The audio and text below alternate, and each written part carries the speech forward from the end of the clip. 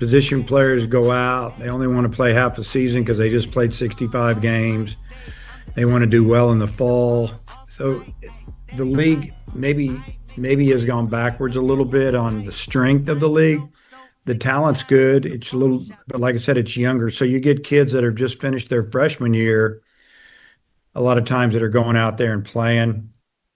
They didn't play a lot, played a little, whatever, but they get out there and all of a sudden their talents, that you can really start to see it come out. They start getting confident. They're away from home, a long way away from home. And, there's not a lot else there's not much to do out there except fish and eat fish and play baseball. I mean, that's kind of what you do. So I just think it helps them grow up, mature, and come in with some confidence, and then they make that big jump that sophomore season. Because I say it all the time. It's usually the biggest jump I see kids make from freshman to sophomore year, just because they're more comfortable. And I think the league helps them get comfortable when they go back to their universities, and they just play better. How about that? It is late July, and we have Razorback sound from not only Dave Van Horn, but John Calipari. Some things to talk about today. What's up, everybody? Wes Moore and Joe Franklin with you on Out of Bounds. Glad you're with us on this Tuesday. Dave Van Horn met with the media earlier this morning to talk about the roster and how the impact of the Major League Baseball draft applies to his team. And just a good, long conversation with Coach Van Horn about next season and what the fall is going to be like. Cabo told me that they're going to where'd my phone go? Sorry, Cabo was listening to the entire thing, and he sent me the Cliff Notes version. He said fall practice is going to begin on September 9th, and they're going to have 3, maybe 4 scrimmages against other teams. Wow, right after football starts. Yeah, fall ball, right at the beginning of fall, right? Well, not even fall, technically. But no teams were announced. But he was really happy to get Souza and Pompey back. That's a good foundation for that infield. Talked a little bit about Jackson Kircher and the starting pitching. In fact, here he is, because that's going to be a big question mark. Who's going to be the weekend guys next season? Well, I think the list is, obviously when you go into fall, it's fairly long because it's wide open. As far as losing a lot, we've been losing a lot the last couple of years. I mean, you look at this year's team, we had a good team.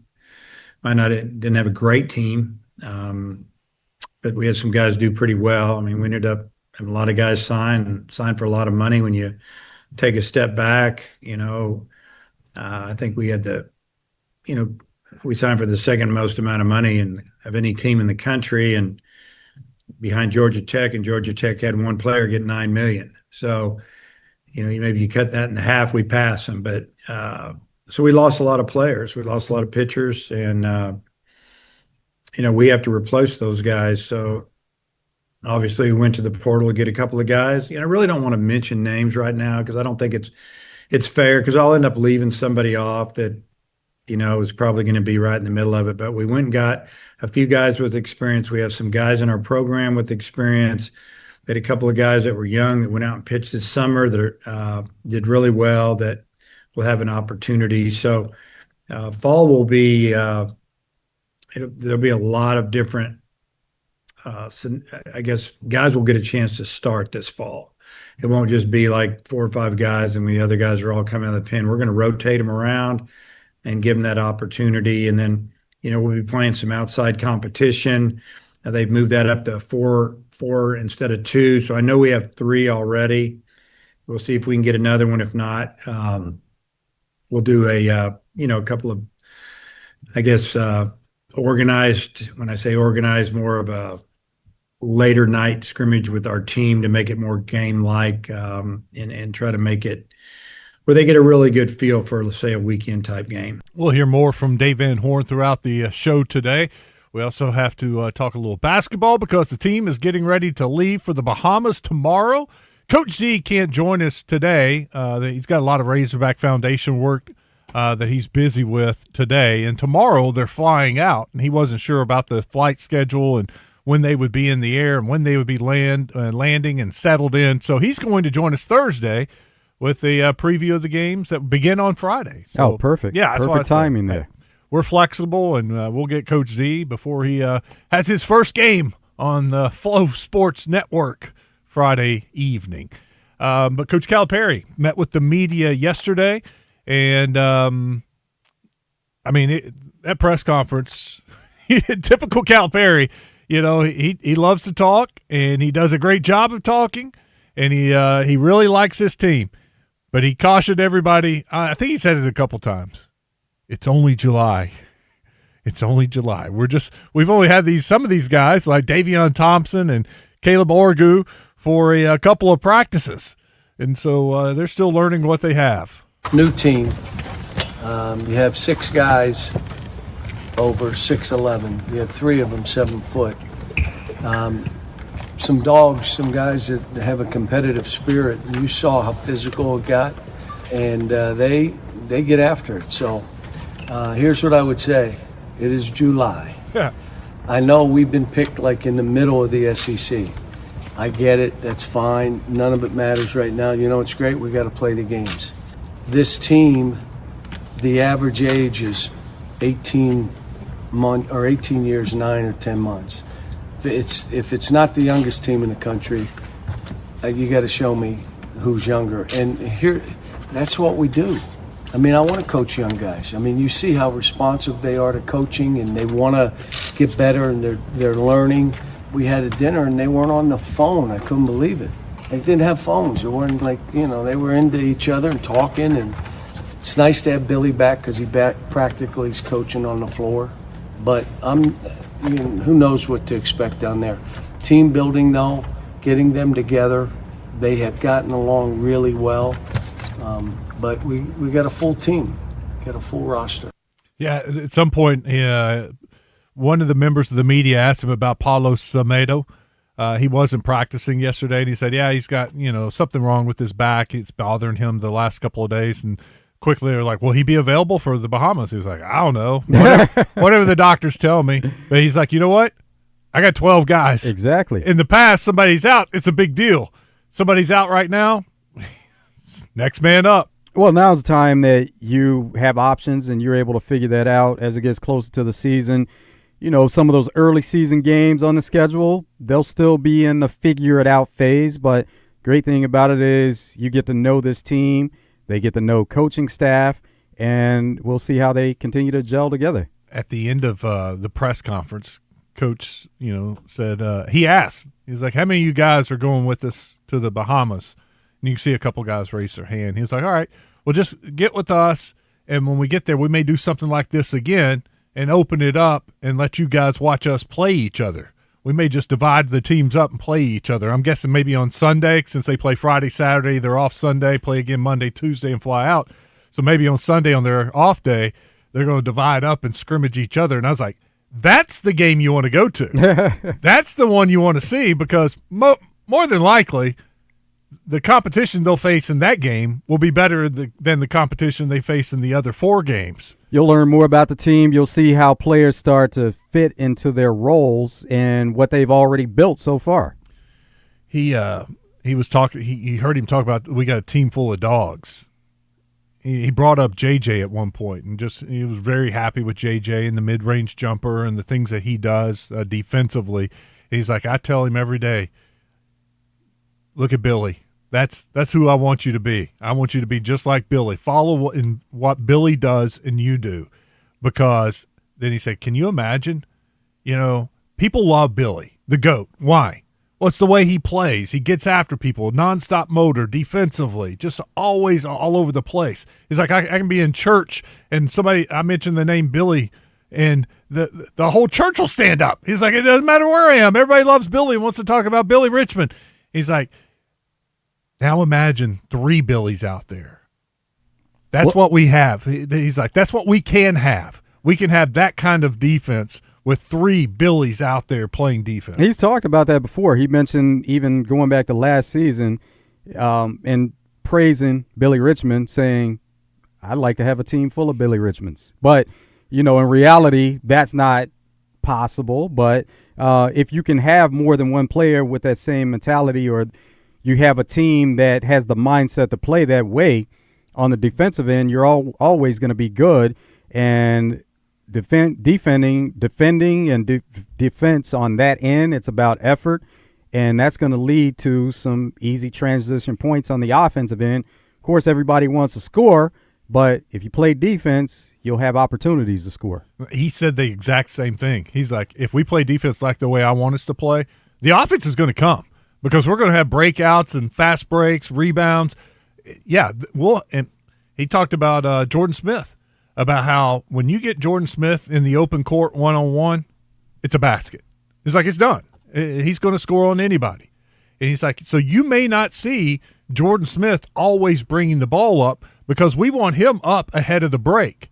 So we're encouraging JJ, when he gets the rebound, go with it. You lead the break, get it up to Jordan Smith. He finishes it.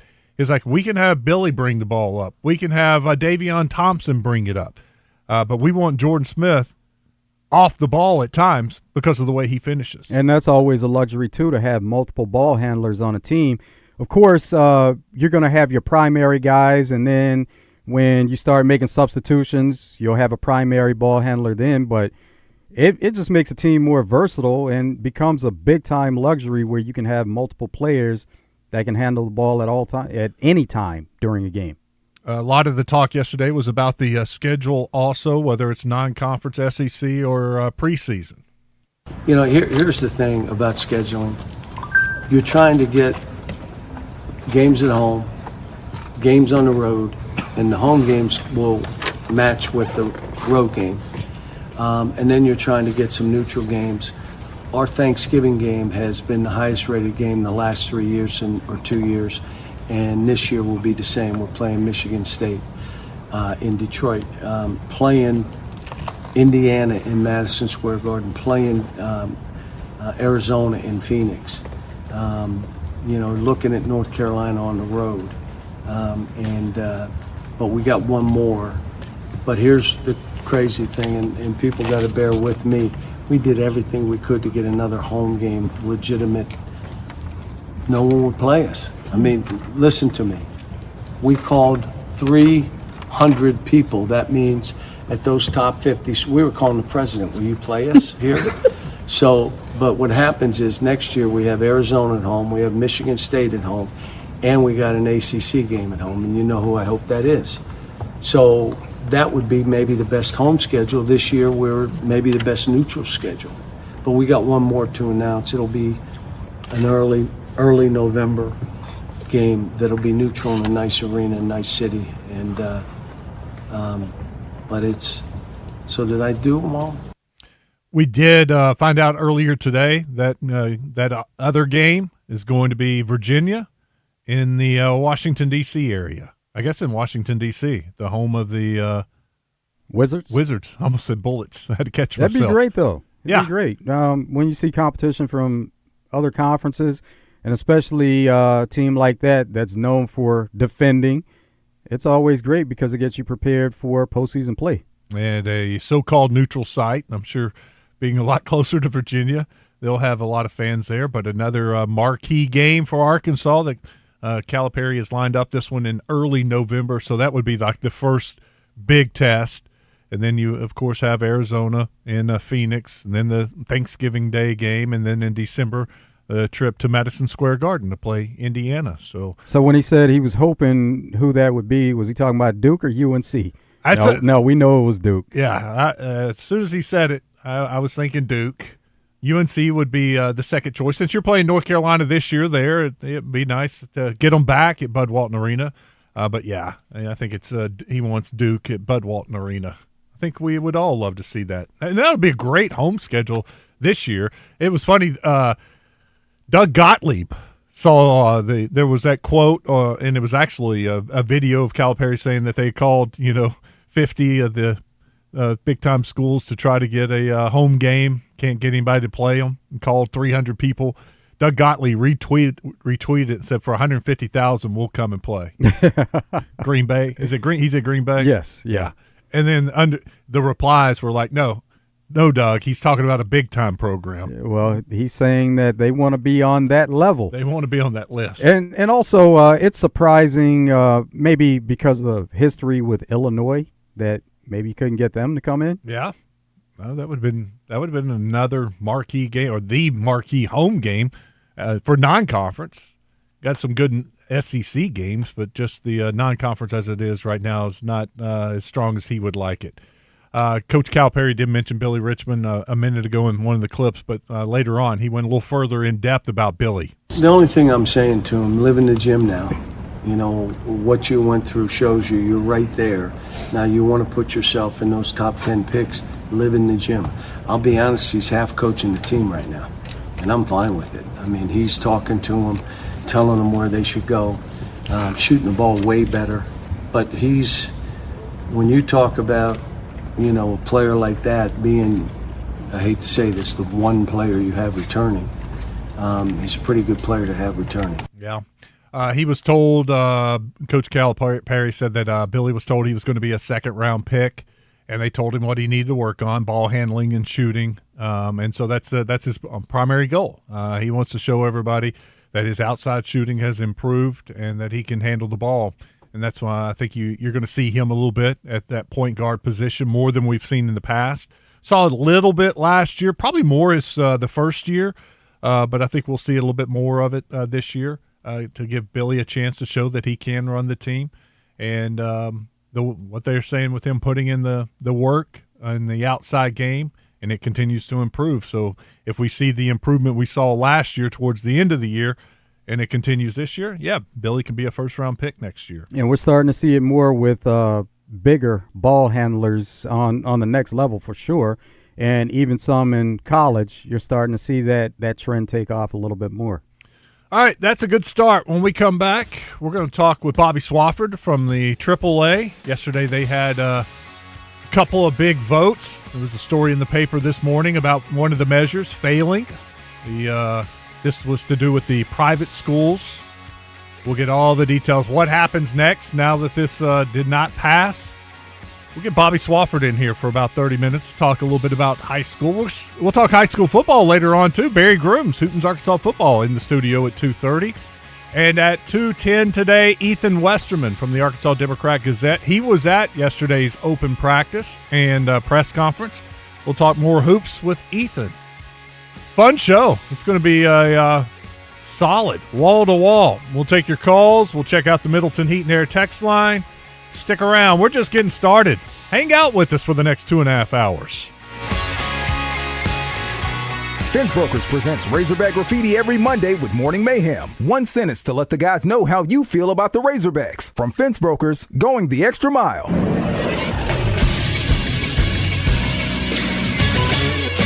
This is Sports Center. The Arkansas Razorbacks SEC basketball schedule has been released. The Hogs will open conference play at home against Missouri on January 2nd. The Hogs also get Alabama, Georgia, LSU, and Mississippi State at Bud Walton in January, and they'll be traveling to face South Carolina, Texas A&M, Tennessee, and Texas. Then in February, Arkansas will host Ole Miss, Auburn, and Florida with a final game at Bud Walton against Oklahoma on March 6th. Their February road matchups will be at Vanderbilt, Alabama, Kentucky, and Missouri, with a final road matchup at LSU on March 2nd or 3rd. The Razorbacks start preseason play this Friday in the Bahamas at the Baha Mar Hoops Summer League with an opening game against the Bahamas national team. I'm Moose for the Buzz Radio Network. If you're a bank needing GLBA compliance or a defense contractor looking for CMMC compliance, meet the team at Network Services Group with tailored solutions to help you navigate the complex regulatory landscape, allowing you to focus on what matters most, your clients and your growth. Don't gamble with compliance. Network Services Group, your partner in GLBA and CMMC compliance. Services Group. One call does it all. Oaklawn is here for when you want the ultimate escape, all in one place. Check into the luxury hotel. Escape to Astral Spa, the only Forbes 4-star rated spa in Arkansas. Indulge at award-winning restaurants like the Bugler or the Oak Room and Bar, all before having the time of your life at the 24/7 smoke-free casino, where the energy goes all night. Here, excitement and luxury meet under one roof. Oaklawn Hot Springs. Join the fun. Gambling problem? Call 1-800-GAMBLER. We got the big deals, the big rock. I've been a little surprised by how far people will come just to visit us. People will travel just to get the best deal. We've got 15,000 off Ram HDs this month. Ram half-tons start at just $35,900, or you can get 0% financing. And don't forget Wranglers. They have 0% financing and start at $35,000. Take the short, beautiful drive to Chris Crane Dodge Jeep Ram in Benton. Or visit us online at chriscranecars.com. Attention. If you suffer from consistent pain in your joints caused by arthritis, overuse, or injury, you may be a candidate for a revolutionary therapy that could revitalize damaged tissue. This approach can provide long-lasting relief from pain in your knees, shoulders, hips, and other joints with no surgery, no drugs, and no downtime. To find out if you're a viable candidate, you may request a free consultation from QC Kinetics by calling 501-600-2763. Instead of masking the symptoms, it goes to the root of the problem to resolve it at its source. Already used by thousands of satisfied patients nationwide, this joint pain therapy is available right now to the public, but only for qualified candidates. Again, to find out if you're a viable candidate for this therapy, you may request a free consultation by calling QC Kinetics at 501-600-2763. That's 501-600-2763. Stop paying retail. Summer savings on now at Natural State Wholesale, the warehouse in Cabot. Contractors, builders, and DIYers, this is your paradise. And yes, they're open to the public. Unbelievable pricing on all kinds of flooring, butcher block countertops, gorgeous shower and backsplash tile, discount shingles, ceiling fans, faucets, and more. The hottest savings of the summer. 2011 North 2nd Street in Cabot. Natural State Wholesale, the warehouse where you save big every single day. Build better naturally. Out of Bounds on 103.7 The Buzz, live from the Henard Foothills Equipment Studios. Henard Foothills Equipment in Searcy, selling and servicing Kubota's full line of equipment since 1991. HenardFoothills.com.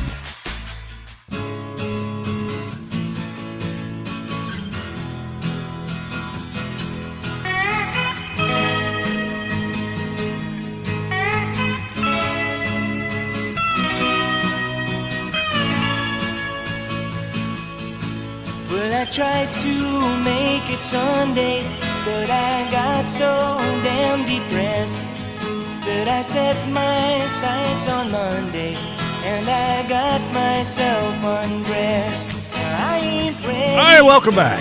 It is Out of Bounds, Westmore, Joe Franklin. We got Bobby Swafford from the AAA hanging out in the studio with us. How are you, Bobby? Well, hold on. Yeah, how are you? Good. Better now I'm talking to you and Joe. Yeah. The days always get better when I talk to you guys. Yesterday a long day. Yeah, it's been a long few months, but yesterday was it was interesting. But also you always hate to see our member schools not agree on something. What was the biggest disagreement? Proposal 13. Probably why I got a text from you this yesterday to talk, which was competitive equity, adjusting the points, adjusting schools that have been moved up multiple times because of the competitive equity. It only affected 3 schools, to be honest. And it needed 67% of the vote.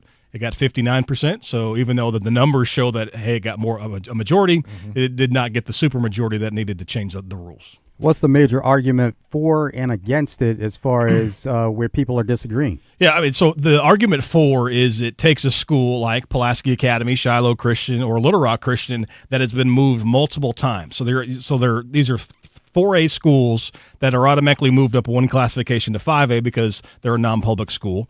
And then they've now moved up twice because of competitive equity considered dominant. So you have, quote, 4A schools playing 7A football, and this would kind of level it out and say, okay, the system wasn't perfect as far as moving up schools. Maybe you moved up a little too quickly. And it would allow them to drop down one classification next football season. Nothing would have happened for 2026, but they would have dropped down one classification, and then the points would start over. And also the competitive equity points were altered a little bit, so you would need 6 points to move up instead of 5. So you would have to reach the state championship game back-to-back years, or you'd have to win it and win multiple playoff games to be considered dominant. Because right now you can make it to the championship game and lose and get 3 points for that year. Then you have a winning conference record and you win the first round of the playoffs. That's 5 points and you're moving up. And I don't know that – I think most people could agree that is not a dominant program. And so this would have corrected the point system just a little bit, But the member schools voted how they voted, and so we'll stick with the rules that we have. What was their argument against it? Each school is going to have their own opinion of why. Some would argue that it was changing something in the middle of a cycle.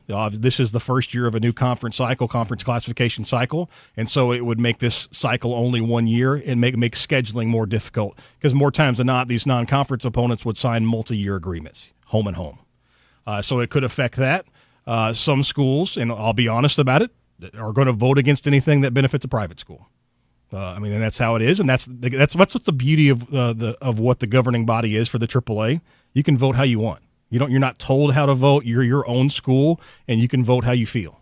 And that's in the member schools. 175 showed up yesterday to vote, and they cast their ballot. How long is the cycle or the agreement for? So a cycle's 2 years. So it's a classification cycle. So it's based on the enrollment, which is put out by the Department of Education, and we assign conferences and classifications based on those numbers. What's next for the AAA as far as concerning this? Yeah, so we're going to go business as usual. The 2026 football season, the volleyball season's right around the corner. This was a football-only proposal, so it wasn't going to affect those other sports anyway. So we're going to continue on until something else happens because this is what the member schools want. All we do is we enforce the rules that they vote into place. We can't change it. Actually, there's a couple other proposals that we rewrote our entire handbook.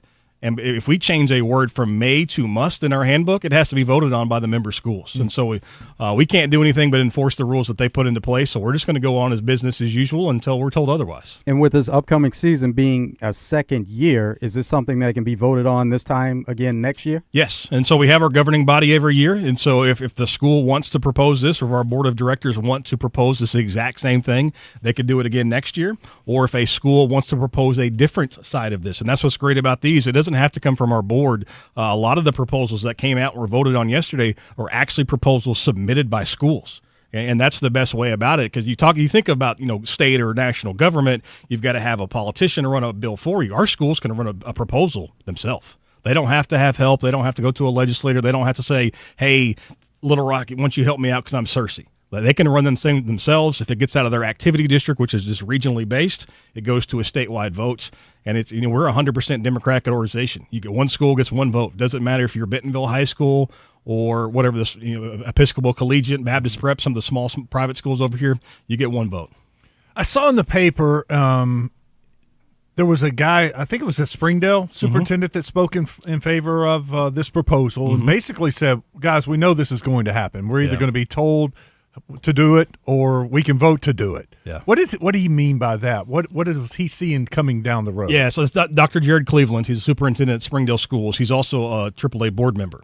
And he knows what has happened in other states.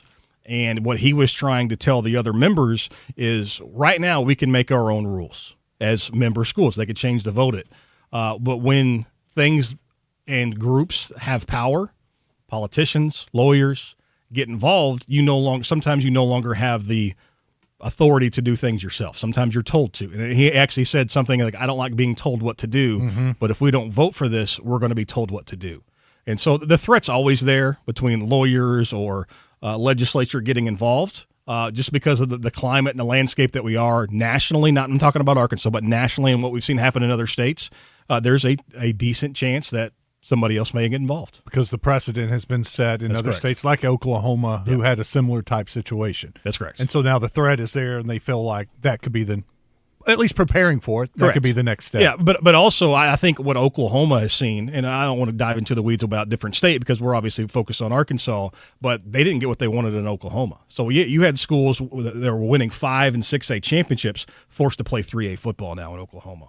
They're playing at their enrollment number. There's no addition, no play up. You're playing what your numbers say you are. So you have really, really good powerhouse programs now playing against the school that was 4 classifications smaller than them in some cases.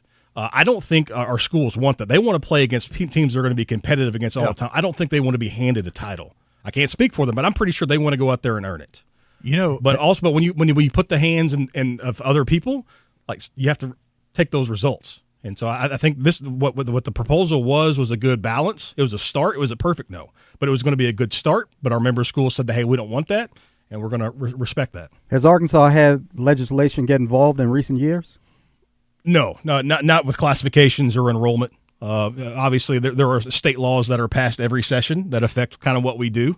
School choice a couple years ago was probably the biggest one and most recent. But in their most recent session, they walked that back. They said, hey, that was an unintended consequence of school choice. And so they passed new state law about school choice when it regards to athletics.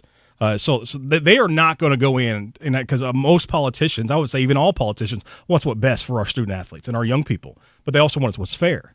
And so they're not going to on purpose file something that's going to hurt high school athletics in Arkansas. That's never the intent. How close was the vote, or how many more do they need? I think it was 12. If they would have got 12 more votes, it would have got to the 67% supermajority. What was the total votes? It was 104 for and 71 against, which was 59%. It needed to get to 67%. 104, 71. That's 175 votes? That's correct. How many are voting? 302 could have voted. And some just chose not to vote? Or not to attend. That could have been the difference, too. Could have been a major difference. Is there a breakdown on the votes as far as like big school, small school? So we don't. Now, they have to put their school name on it. They have to sign it for a voting rep. It's not a coach or an athletic director. It's a principal or a superintendent who gets to vote on these. But we don't break it up that way. They can sit wherever they want. It's collected where it wants, and it's voted a couple times by hand. These aren't electronic because we want them to be able to sign with a pen on paper who's submitting that vote.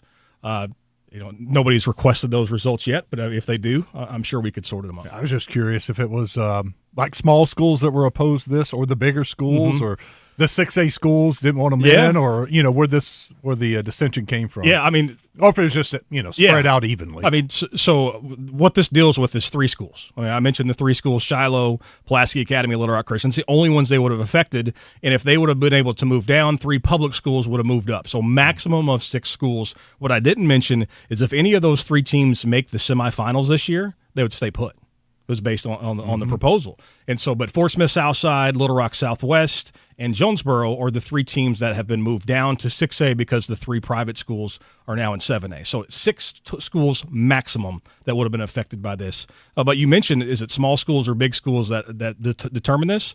Well, it's always the small schools because there are so many more of them. There are 16 7A schools. There are 50 1A schools, 50 2A schools. So there's a lot more of those. They're always going to be able to determine the vote, but you have to show up to vote.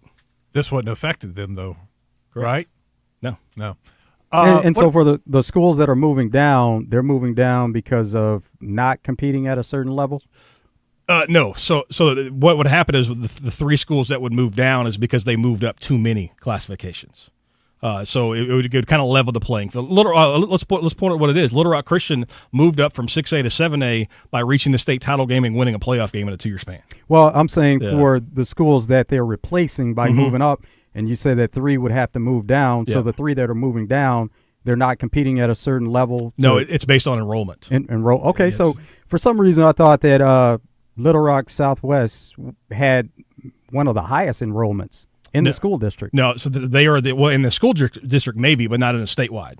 Gotcha. Yeah, so you got to remember, I guess 7 of the top 11 enrollment schools are in Northwest Arkansas. Now you got Cabot, Conway, and Bryant. They're in the top 10, but everybody else is north of the tunnel as far as enrollment. But so what it does is you take those 3 schools and move them up, and our football rules say you have to have 16 in your largest classification. And so that moves the number 14, 15, and 16 schools enrollment-wise, and you move them down, and those are those 3 schools I mentioned. What about Harding Academy? So that's a good question. So Harding Academy has moved up twice in recent years, but one of those move-ups was due to enrollment. So they were a 3A school that moved up to becoming a 4A school based on enrollment. They would have moved up twice because of the competitive equity. Obviously, they've been a very successful program, but one of those moves ups was negated because they were moving up regardless if they would have won or lost. And so you didn't move them up twice. Correct. And we cannot move them more than one classification per cycle. Time. Okay. That makes sense. Yeah. When you said that, I was like, because I know they've been moving up. I didn't realize one time it was due just only they were going to move because of competitive equity, but they were moved because of enrollment. Gotcha. And you can't bump them twice because they never played. Technically, they wouldn't have played 4A football, so you can move them from 3 to 5A. That wouldn't have been fair. Awesome. We got to take a quick break. You can hang out for a little bit more. That was good. Good info. We'll stick around. We'll got more with Bobby Swafford when we come back. Got a couple of questions coming in on the Middleton Heat and Air text line. I'll read those, and we'll let Bobby explain away It's always good to get information. Stick around. It's Out of Bounds.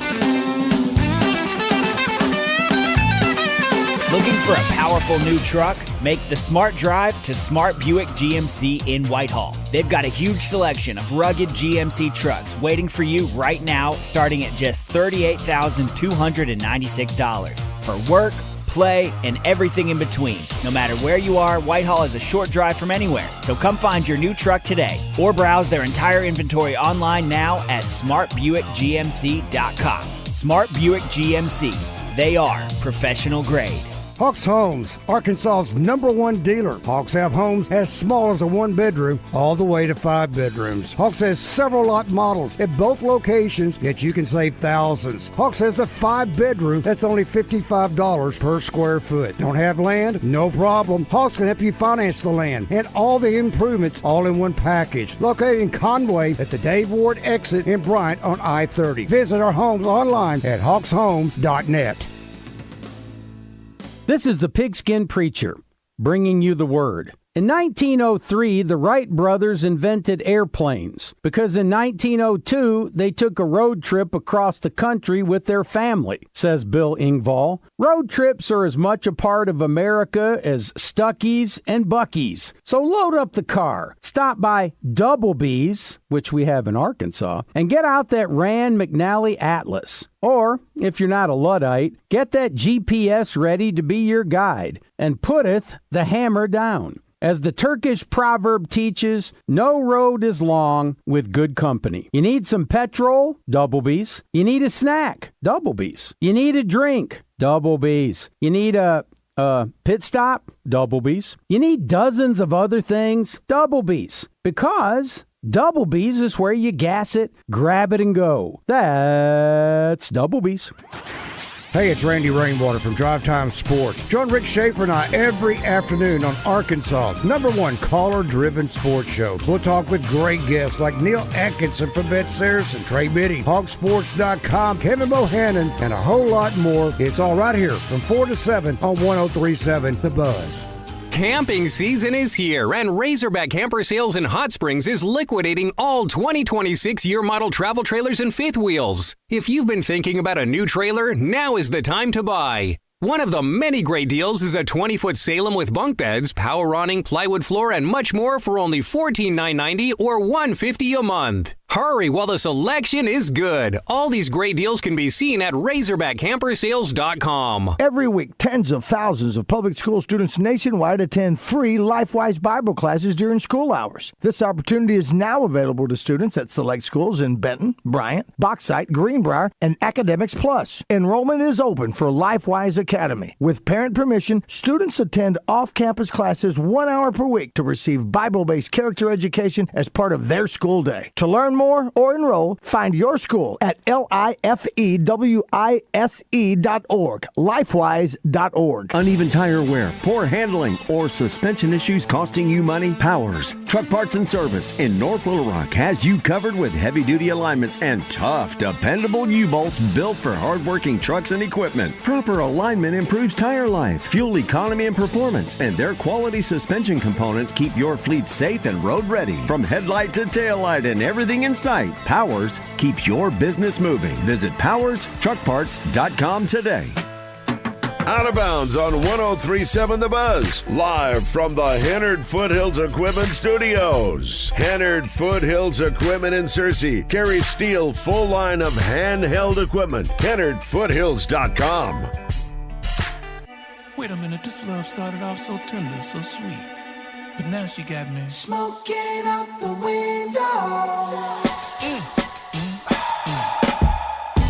Must have spent 45,000 up in Tiffany's. Oh no! Got a bad and kids running around my whole crib like it's Chuck E. Cheese. Whoa, whoa! Put me in the jam with an X-Man in the UFC. Can't believe it. I'm in disbelief. This got me paying a rent, paying for trips, diamonds on the neck, diamonds on the wrist, and here I am all alone. I'm so cold, you got me out here. Smoking out the window, smoking out the window, singing how could she do this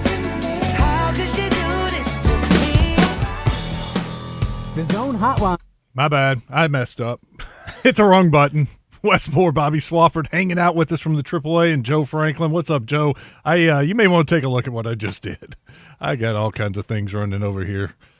Oh, sorry about that. Got a little excited talking with Bobby during the break. Hey, there was another one I wanted to talk about, the fighting issue, because it's come up in the past. What was the proposal and what happened? Yeah, so there's a proposal to essentially double the penalty if you're ejected for fighting. Obviously, fighting has no place in education-based athletics, and it's become a problem not only in Arkansas but nationally.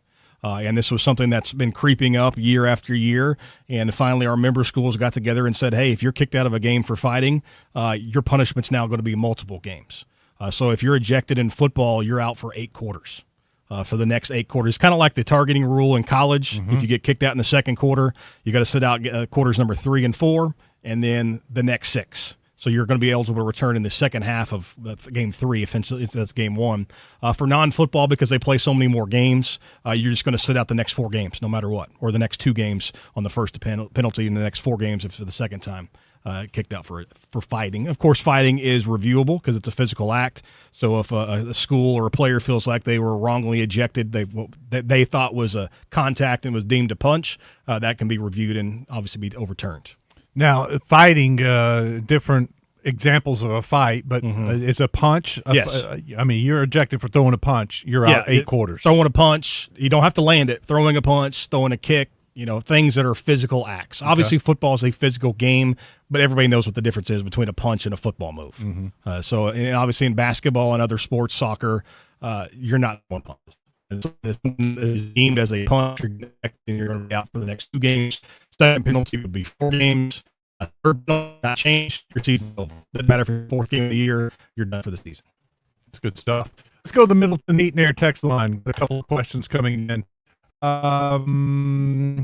Where was I? Why did you guys make a competitive equity rule that does not apply to public schools? Using your rule, Greenwood is moving down. Explain how that makes sense. Yeah, so again, we didn't do anything. The member schools make all the rules. So there was a proposal for public schools that was voted on that would allow non-competitive schools to move down. So they would be playing below their average daily median, which is the number of students per day. That came out of Activity District 4. Clarksville made that proposal. Didn't get anywhere near the number of votes, but essentially that would allow schools to play below their classification in enrollment numbers because they weren't competitive. The member schools didn't think that would be a good idea. Why Greenwood moved down is based on enrollment. It has nothing to do with success. Public schools, based on the rules that they voted in, are assigned to classifications based on enrollment. It has nothing to do with success. Greenwood's enrollment goes down. Now they go down. Yeah, if you look at everybody in the Fort Smith River Valley, they're dropping students like crazy. Where are they going? Northwest Arkansas.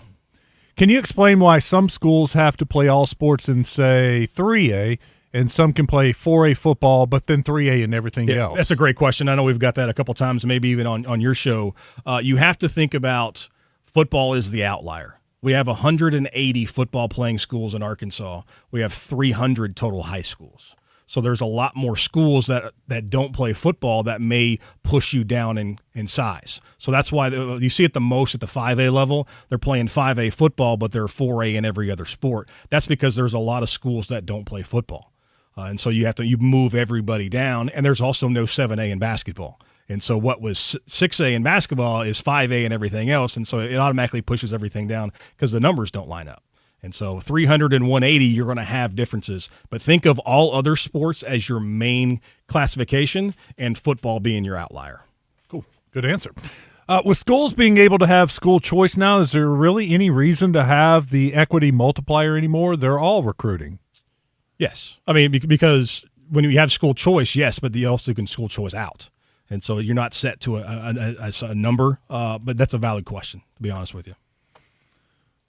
Does fighting count for scrimmage games, like in the summer? Well, scrimmage games and the summer are two different things. So benefit games, the fighting would count, and so you would sit out multiple games. But team camps is different because that is not an organized sanctioned event. Gotcha. There's been a lot of those, and that needs to stop, by the way. There's been a lot of fights this summer at team camps, yeah. That's where, I guess, coaches have to control that. Correct. And it's hot. We get it. It's really, really hot right now. You probably shouldn't be practicing today, according to the wet bulb. But yeah, so tempers really flare in the summer, and team camp's starting to get out of control.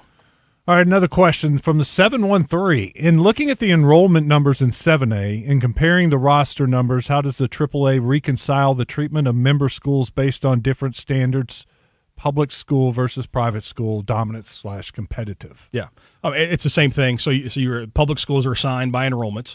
Peyton and I were actually talking about this earlier today. Peyton, intern with the AAA, is in here with the studio with us as well. We were talking about there's only, 9 schools that are over 1,000 enrollment in the state of Arkansas. And there's a huge drop between everybody else. And so then you go to the multiplier that's automatically added to non-public schools, then the competitive equity, and that's how you get schools like Little Rock Christian or Shiloh playing up. But also, if you think back, and Wes, you were at that game when Little Rock Christian played Greenwood in the state championship game when Walker White was there, they had just as many players on the sideline as Greenwood did. Yeah, they had a large roster. Let me see. I think we're caught up. Look at that, being quick and efficient. Good. You ready for football? I am. Yeah. It's football practice starts on Monday, by the way, across the state. Isn't that wild? Yeah. August 3rd. The teams can put the helmets on Monday, shoulder pads on Thursday, and full pads on Saturday of next week. So benefit games aren't too far around the quarter. Golf season starts on Monday. Tennis the week after that. Volleyball is going to fire up as well. I'm sure you're fired up to go for a repeat. Yeah. So it's going to be interesting.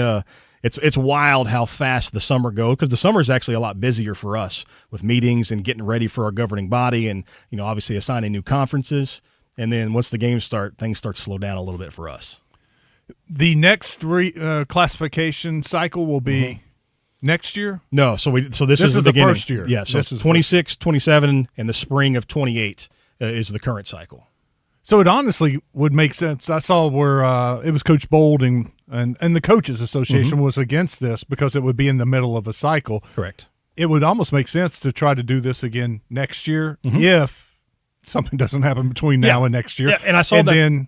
Then you would have a chance in the new reclassification cycle to your contracts for non-conference. It might work out better for these schools. Yeah, correct. Because if there is a reshuffling, say next year, what would happen is this would be a 1-year cycle for football. It doesn't affect other sports, but for football, and then it would be a 3-year cycle after that. The first year, 2027, would not count for competitive equity points, and then it would have been 28 and 29 would have counted for competitive equity. So yes, that's I understand that's what the Coaches Association stance was. Hey, we don't want to change in the middle of a cycle, but the number of schools affected wouldn't have been very many. We're talking about 3 or 4. Yeah. But that's their opinion, and that's what's great about the AAA is that opinion matters just as much as mine does. That's why they get to vote. That's right. Or some of them chose to vote. When you look at the races this year, 7A, 6A, 5A, the big schools, anything jump out to you right away? It's always curious to me how the big schools bounce back. Bryant lost a bunch of guys. They're obviously playing a loaded national non-conference schedule. How do they respond? I always ask the same question every year. Is this Conway's year? Are they finally going to get over the hump and win a meaningful playoff game? They're a great team, have a great coach. You got to win in December, and they haven't been able to do that. Can Robinson reload? I know the roster's reloaded, but can they duplicate that in the wins category? Football, to me, just putting the pieces in place, Coach Lucas going to Fayetteville, what does that do to that conference? By the way, I think one school that we've mentioned a lot is going to have a huge impact on the playoffs this year is Shiloh Christian. I thought they would have had a good chance to give Bryant a run for their money last year based on their front 5. Their offensive line was one of the best I saw in the state last year. What do they have back? Obviously, they got the quarterback. They've got some talented weapons. Do they have the line to compete with the 7A week in and week out? We know what Bryan is. We know what Bentonville is. We know what Parkview, Greenwood, Lakeside, those schools. Who's next? Who's that next group of guys coming up? Yeah, I look at the 6A, and now with Shiloh gone and with Greenwood gone, Benton's got to finally win one, right? This is it, right? Yeah. Or at least their best shot. And you look at the East and West and how it's just one of those years. The East is loaded. Yeah. I mean, they had Marion 8th in the poll, right? And I mean, their running back's going to play for the Razorbacks, and I mean, Marion's full of talent. Yep. And then, but I mean, you look 1 through 8 on the East, and then on the West, kind of appears could be a down year with Greenwood out, Shiloh out. Yep. Now I think it's Mountain Home is the pick to win it. Yeah, Mountain Home's got to be the favorite. Fort Smith Southside, they had an up year last year, so they're going to be in that mix. But you're exactly right. I mean, 6A is so different this year because the two schools moved out. Granted, Shiloh and Greenwood have dominated that landscape the last couple of years. Maybe Benton. I mean, you got to start there, but I think Marion is scary. I mean, they've got athletes. Mountain Home's having their best run in a long time. They were a program that really, really struggled, and now they're having some success, which is good to see. 5A starts with Robinson. But also, now you got Greenwood, you've got Parkview. 5A is always the deepest classification, and now it got better with the addition of Greenwood. And you look at the 5A Central, we were talking about this at the Big Moody High School Media Days. I mean, there's like 6 teams. 2 teams will not make the playoffs that are good teams. It is a loaded conference. Yeah. And I think Maumelle got better. No knock to who was there previously, but coaching-wise, what Coach Nick Vaughn was able to do at Camden Fairview, and now he's at Maumelle. I think they got a chance to be successful, more successful, not like they weren't winning. So, I mean, the 5A is deep. 5A Central is always really, really good. That's where you make your money. You get your money's worth when you watch 5A playoffs. Bobby, it was fun. Always a pleasure, guys. Thank you for coming in. Yeah. We got to take a break. Stick around. Hour number 2 is coming up. It's Out of Bounds. This is a mower that. This is Trey Johnson with HJ Trailer Sales. Spring is here, and y'all have made us the #1 truck bed dealer in the state. We want to thank you for your support and business. If you're looking for the best customer service from folks that can handle any type of trailer and take care of you after the sale, with hometown service, it's HJ Trailer Sales. Our team will handle all your service and warranty needs. See what great customer service looks like at HJ Trailer Sales on Albert Pike in Hot Springs, or check us out on Facebook. The best seats at the game don't always require tickets. Sometimes all you need is a pair of earphones. And 103.7 The Buzz. KABZ Little Rock. It's Justin Acree for Kaufman by Design West. I'm here with Ruben, and there's big news out at Kaufman. Ruben, tell me why Toro mowers are such a great addition to what you guys have to offer. Toro's been around for 100 years. When it comes to rider comfortability, they've introduced the MyRide suspension, where it really is like riding on a cloud. Superior cut quality, even cuts. This is a mower that can stick with you for a very long time. If you want to make your outdoor space look great, Kaufman by Design West has got you covered, now including Toro mowers. Check them out at 14900 Cantrell Road or online at kaufmanlumber.com. This is Trey Johnson with HJ Trailer Sales. Spring is here, and y'all have made us the #1 truck bed dealer in the state. We want to thank you for your support and business. If you're looking for the best customer service from folks that can handle any type of trailer and take care of you after the sale, with hometown service, it's HJ Trailer Sales. Our team will handle all your service and warranty needs. See what great customer service looks like at HJ Trailer Sales on Albert Pike in Hot Springs, or check us out on Facebook.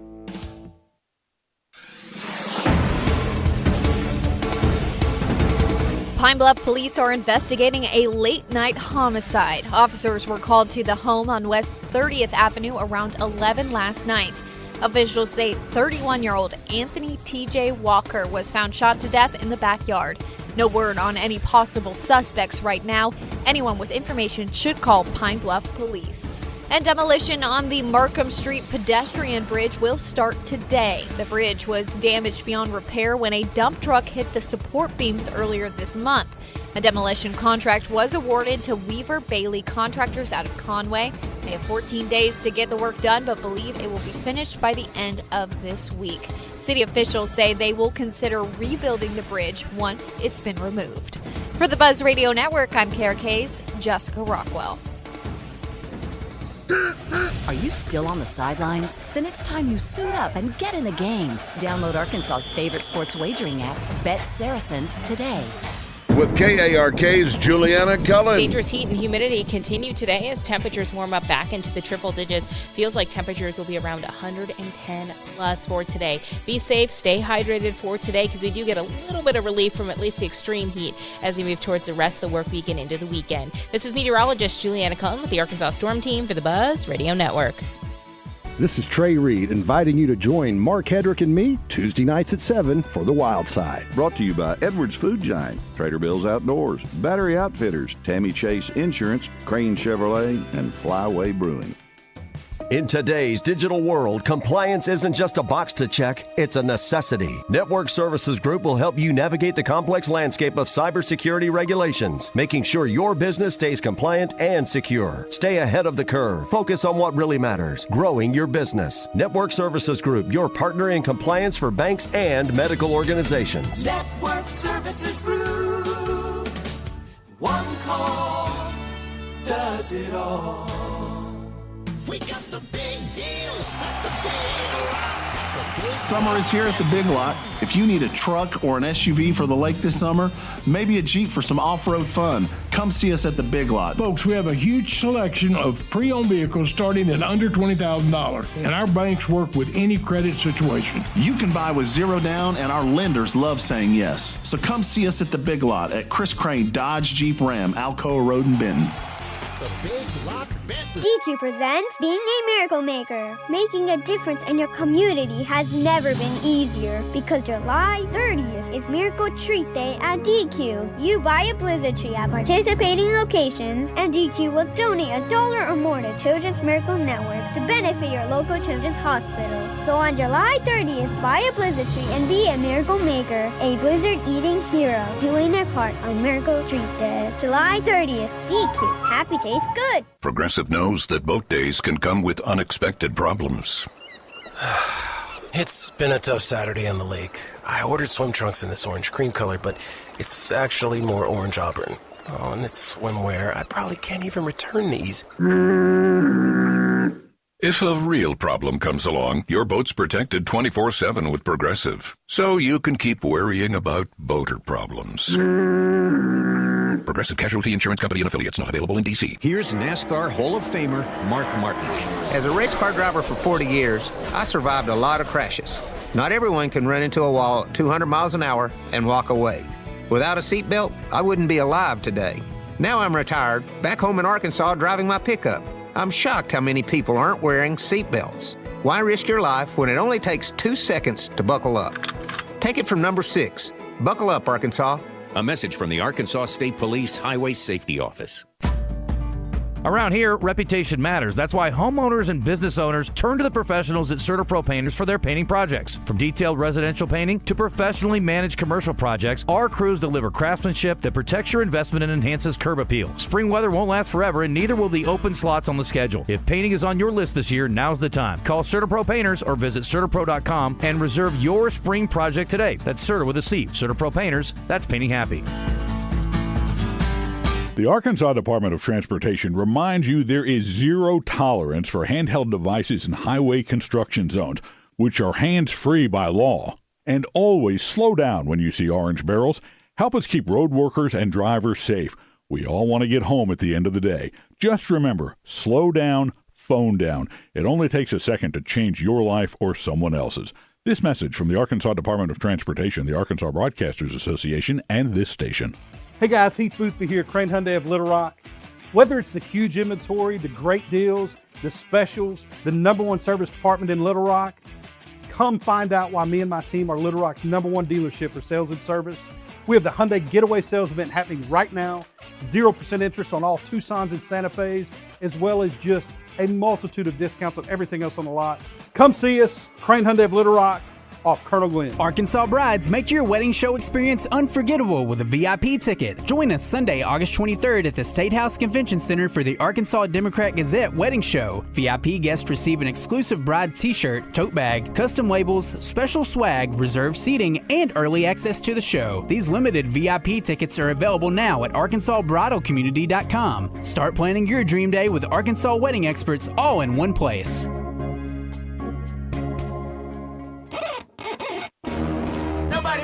Live from the Henard Foothills Equipment Studios, it's Out of Bounds with Wes Moore and Joe Franklin on 103.7 The Buzz. With my accountant lips, in fact, I'm down in this. You say with my boo babe, tastes like Kool-Aid for the analyst. Girl, I can buy a Westie world with my base stuff. I know that it's good, won't you sit it on my taste buds? I get way too busy once you let me do the extras. Pull up on your block and break it down, we playing Tetris. AM to the PM, PM to the AM phone. Eat up your per diem, you just gotta hate them phone. If I quit your BM, I still top Mercedes funk. If I quit this season, I still be the greatest funk. My left stroke just went viral. Right stroke put a baby in a spiral. Soprano C, we like to keep it on the high note. It's levels to it, you and I know. Tell them be humble. Sit down. Be humble. Sit down. Be humble. Sit down. Be humble. Sit down. Be humble. Sit down. Be humble. Sit down. Be humble. Sit down. Be humble. Sit down. Who that thinking that he frontin' on that man? Get the off my stage. I'm the Sandman.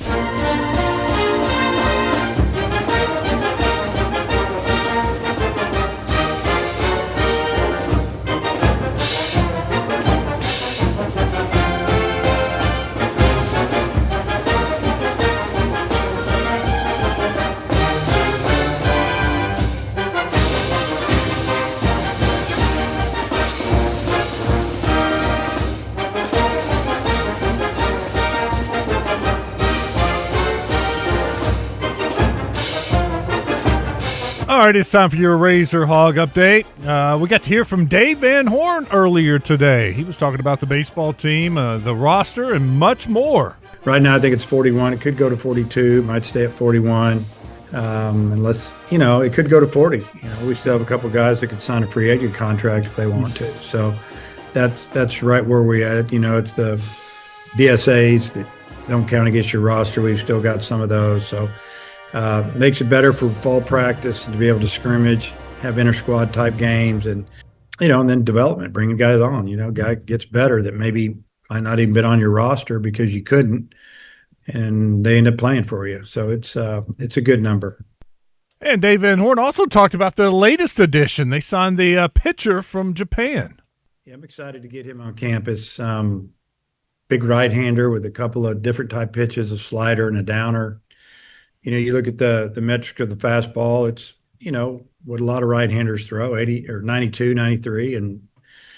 But he's big, he's young, he'll get better here. We just have to be able to communicate a little bit. And, that'll be something that we'll really work on. And we're planning on, we've got a few things up our sleeve there. And I don't know. I look forward to seeing pitch in person. I've had the opportunity to coach with Team USA a couple of different times. I know that the team for us that was always the hardest to beat was Japan. They're just so well coached and the discipline of their hitters, but their pitchers were just different. They're hard to hit. And so imagine there's a little bit of that in there, just the way he's been coached through, growing up. And then, Coach Hobbs got to see it firsthand this summer when he was with Team USA, and they actually played in Japan. So just kind of anticipating it with a open mind, and let's see what he can do. And I don't want him to feel a lot of pressure. Just come in and be one of the guys and get better and help us, and we'll help him. Yesterday, we got to hear from Coach Calipari, and he talked about the trip to the Bahamas, scheduling, and putting this roster together. What you'd like to do is have 3 or 4 guys return, have 4 or 5 freshmen, and have maybe a transfer if you need one. That's what it was. But now you end up with one. We reclass, and you're going to see more and more reclass. You're going to see it more and more. That kids, right now they'll talk about the 27 class. My guess is there are going to be about 6 or 8 28s that'll move into 27. They'll do that. I'm hoping, I hope the bill passes so we have 5 years, no waivers, one-time transfer, and foreign students, if they come at 19 or younger, they're amateur. If it's over 19, they got to prove they're an amateur. They're not pro. But all this stuff that we're dealing with, I don't know why they passed the rule in June. Why didn't you wait until October? I have no idea. Well, so now you got 100 lawsuits. And now we got to deal with that. And I'm getting calls. And I'm telling you, I'm not going to take a 25-year-old. For me to do it, I'm being a hypocrite. I'm saying we don't have enough scholarships for our freshmen in this country. We got it. What are we doing? And so now I go out and take 3 25-year-olds. You'd look at me and like, this guy is doing the same thing. Hunter asked me, can we win with this group, being this young? I said, I hope so, because this is who we have. So I said, we're going to find out. Ethan Westerman was at that press conference yesterday, Arkansas Democrat Gazette, WholeHogSports.com. He joins us on the Network Services Group hotline. What's up, Ethan? How are you? I'm good, especially getting to talk basketball in July. This is my type of deal right here. I love basketball, and it was good to get in the gym and talk to Coach Cal yesterday. That's what I said, man. Not only we get Calipari yesterday, we got Dave Van Horn this morning. So finally, we got some good content here in the late part of July. I want to stick with basketball with you, though. First of all, you got to see the team practice for about 20 minutes. What did you think? What did you walk out of there with? Yeah, for sure. I think that, honestly, it ended up being a little bit longer than the 20 minutes that we thought. I think it'd be a disservice to give, like, any just huge observations as far as, like, oh, this guy was killing it out there, blah, blah, blah, because they really weren't doing a whole lot of, during the portion that we watched, just scrimmaging and, like, live stuff. They did, all we saw them really do is a little bit of, like, defensive rotations, and, they did a little bit of shooting, but, like, if you're a 5-star college basketball player, you should be able to knock down an open shot. Like, there weren't, like, any real just great on-the-court observations to make, and if anybody's making them, I don't think it's, like I said, I don't think it's really it's kind of doing a disservice because we didn't really see a ton of scrimmaging. But what does stand out that you can't deny is the size of this team and the athleticism and the physicality. As these guys are just built. Like, they have a lot of, I know Coach Calipari really stressed it a lot yesterday when he was talking about the number of guys they have that are over 6'11", but then I'm even looking at it just like the freshmen that they have that aren't that tall with J.J. Andrews and Abdu and Jordan Smith. Like, those guys are all really built. Even Jeremiah Wilkinson, who I don't even know his official height on the roster. I can look real quick, but that guy, he's got some muscle to him. It's like this team is just pretty physical looking, and they're tall. So that's like the real observation element, I think, is just this team is they've assembled a team that I know Coach Cal said it on some clips posted to their social media this summer, but you can just see it when you're in the gym. If they're not like better defensively this year, then I don't know what went wrong, because they just are, I think, a lot more built to be a team that can hang its own defense. Wilkinson's 6'1", but that 185 that he's carrying, man, he's a built dude. Ethan, who stood out to you both on the offensive and defensive ends? Well, we didn't really get to watch a ton of them doing any scrimmaging or anything, so there's not like, I can't really pick any standouts or anything just from the practice.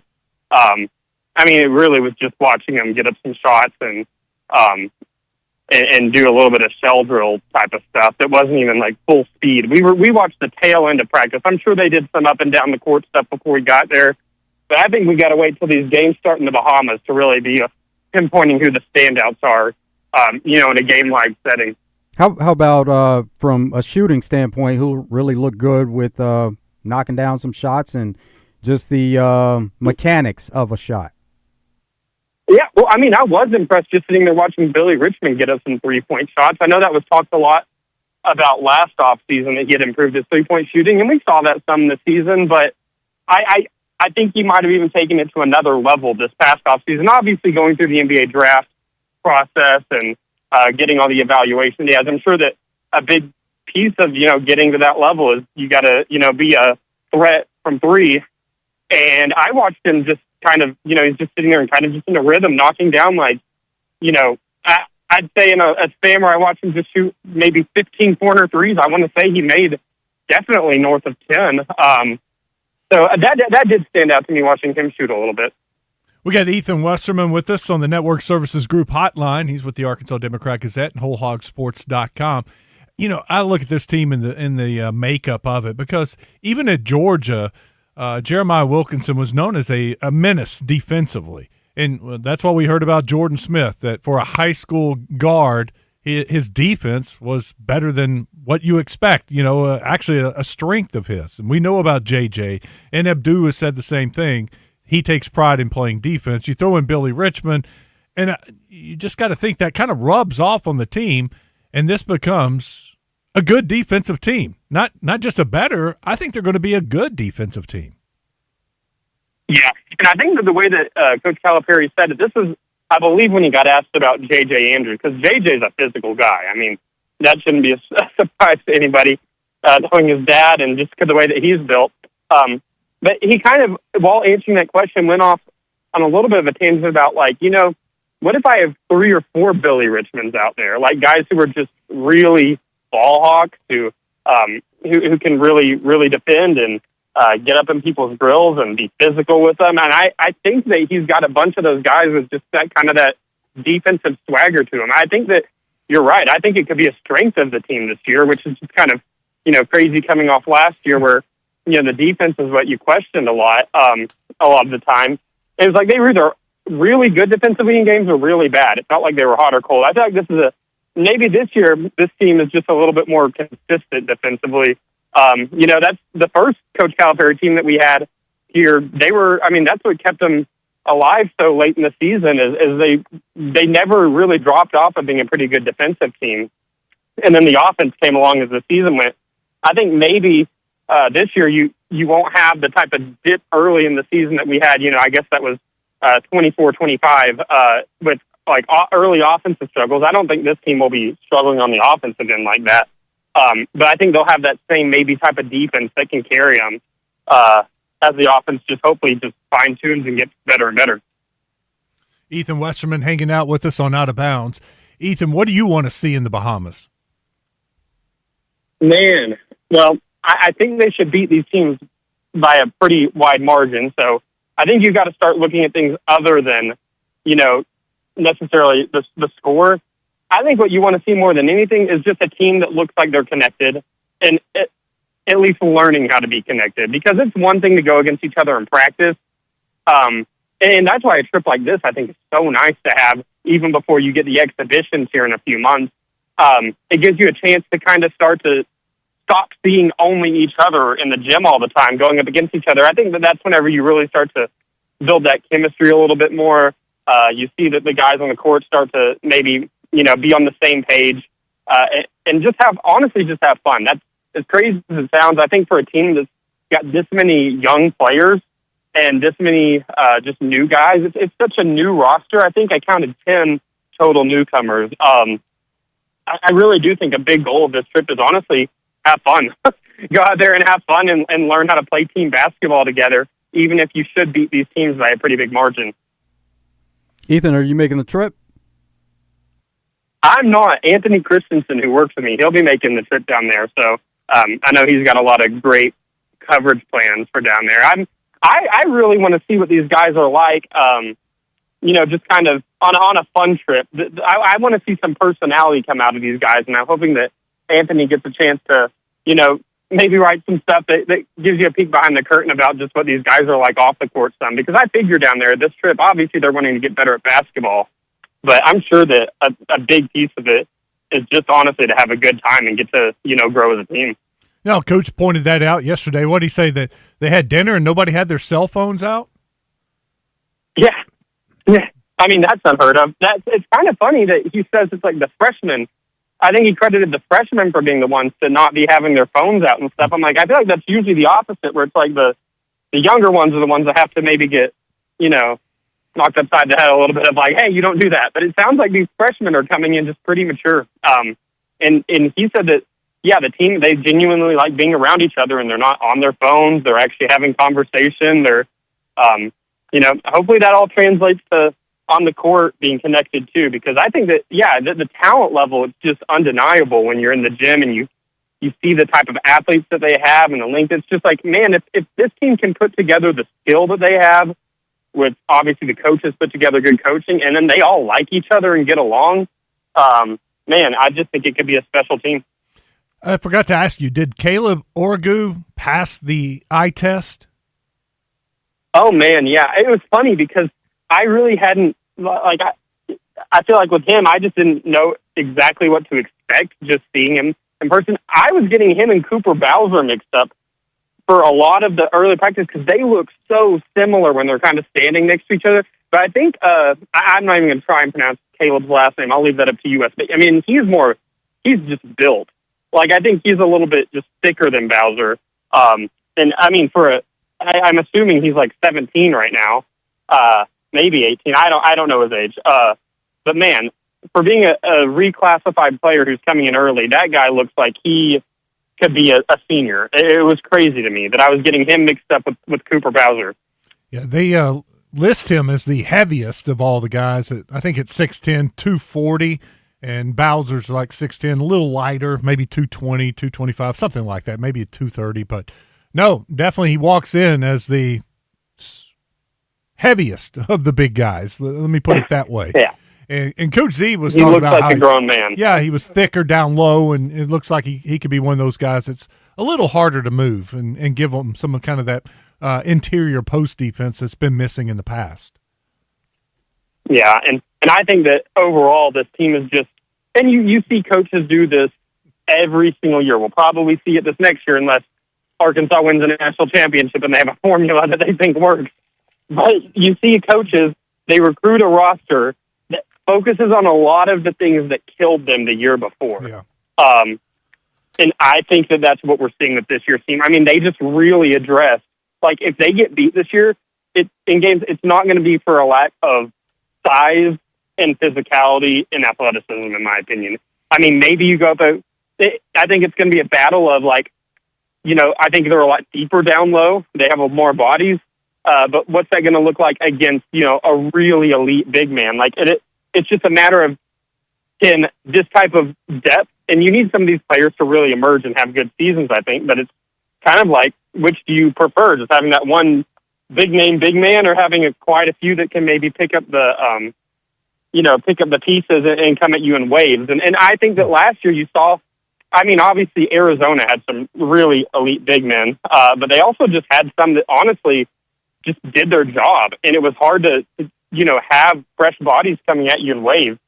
So I just think that they addressed in the portal and how they put together this roster, just trying to maybe resemble a little bit of that with a lot of big dudes who are athletic and physical and can come at you. Was it Musselman one year they couldn't shoot outside to save their life, and the next year they loaded up with outside shooters? I mean, we've seen that before. Yeah. It's exactly, we didn't have enough size, so they go out and get 4 7-footers and a couple 6'10" guys and a dude with some weight. They address that. It looks like on paper. Now we'll see if they can play. Yeah, and it's like last year. I remember I was thinking that they tried to address because it kind of killed them in March Madness. I think especially about that Texas Tech game that they're rebounding. They really needed a better. Like a good offensive rebounder and a good defensive rebounder, and it looked like that's what Pringle and Ewan really could provide. I'm not sure that it always panned out that way, especially with just some of the foul trouble they got into. But you just see coaches do this all the time, where it's like they see something that hurt them at the end of a year, and it's so fresh on their mind. I feel like it just carries into their roster construction. But Coach Cal's always going to couple this with adding these elite freshmen. He's not going to go away from that. He made that much clear yesterday that he's not changing. But he did say he'd like to ideally have more returners. I don't think it was ideal to only really have Billy Richmond. So no. We'll see how he evolves with putting together a roster. But the one thing that we know won't evolve with him is he's going to get those really good 18-year-olds. Awesome stuff, Ethan. We appreciate it. Thank you for coming on. Yeah, you bet. It's Ethan Westerman joining us on Out of Bounds, Arkansas Democrat Gazette, WholeHogSports.com. We'll take a break. When we come back, we'll talk some more high school football.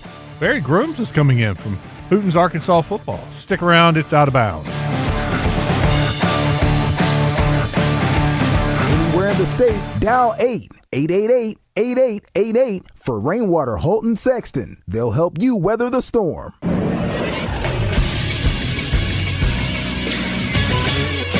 This is SportsCenter. The Arkansas Razorbacks SEC basketball schedule has been released. The Hogs will open conference play at home against Missouri on January 2nd. The Hogs also get Alabama, Georgia, LSU, and Mississippi State at Bud Walton in January, and they'll be traveling to face South Carolina, Texas A&M, Tennessee, and Texas. Then in February, Arkansas will host Ole Miss, Auburn, and Florida with a final game at Bud Walton against Oklahoma on March 6th. Their February road matchups will be at Vanderbilt, Alabama, Kentucky, and Missouri, with a final road matchup at LSU on March 2nd or 3rd. The Razorbacks start preseason play this Friday in the Bahamas at the Baha Mar Hoops Summer League, with an opening game against the Bahamas national team. I'm Moose for the Buzz Radio Network. It's Fort Thompson's annual sales tax-free weekend, August 7th and 8th. Everything in the store, sales tax paid. 2 days only. Firearms, clothing, safes, ammo, waiters, store-wide. Save 9.5% on everything in stock. Tax-free weekend, August 7th and 8th at Fort Thompson. Getting a speeding ticket can ruin your day. But what about that cyclist? Or the pedestrian crossing the street? If you hit them while speeding, you'll do more than just ruin their days. That's why tickets are more than just a fine. They're a second chance. A reminder of what's on the line when you're behind the wheel. You won't get a do-over every time. Take this as your sign to follow the speed limit every drive. Speeding slows you down. A message from the Arkansas Highway Safety Office. Hey guys, Heath Boothby here, Crane Hyundai of Little Rock. We have the Hyundai Getaway Sales Event going on right now. 0% interest on all Tucsons, 0% interest on all Santa Fe's, and 90 days no payments, as well as huge discounts on everything else on the lot, including Palisade, Elantra, you name it.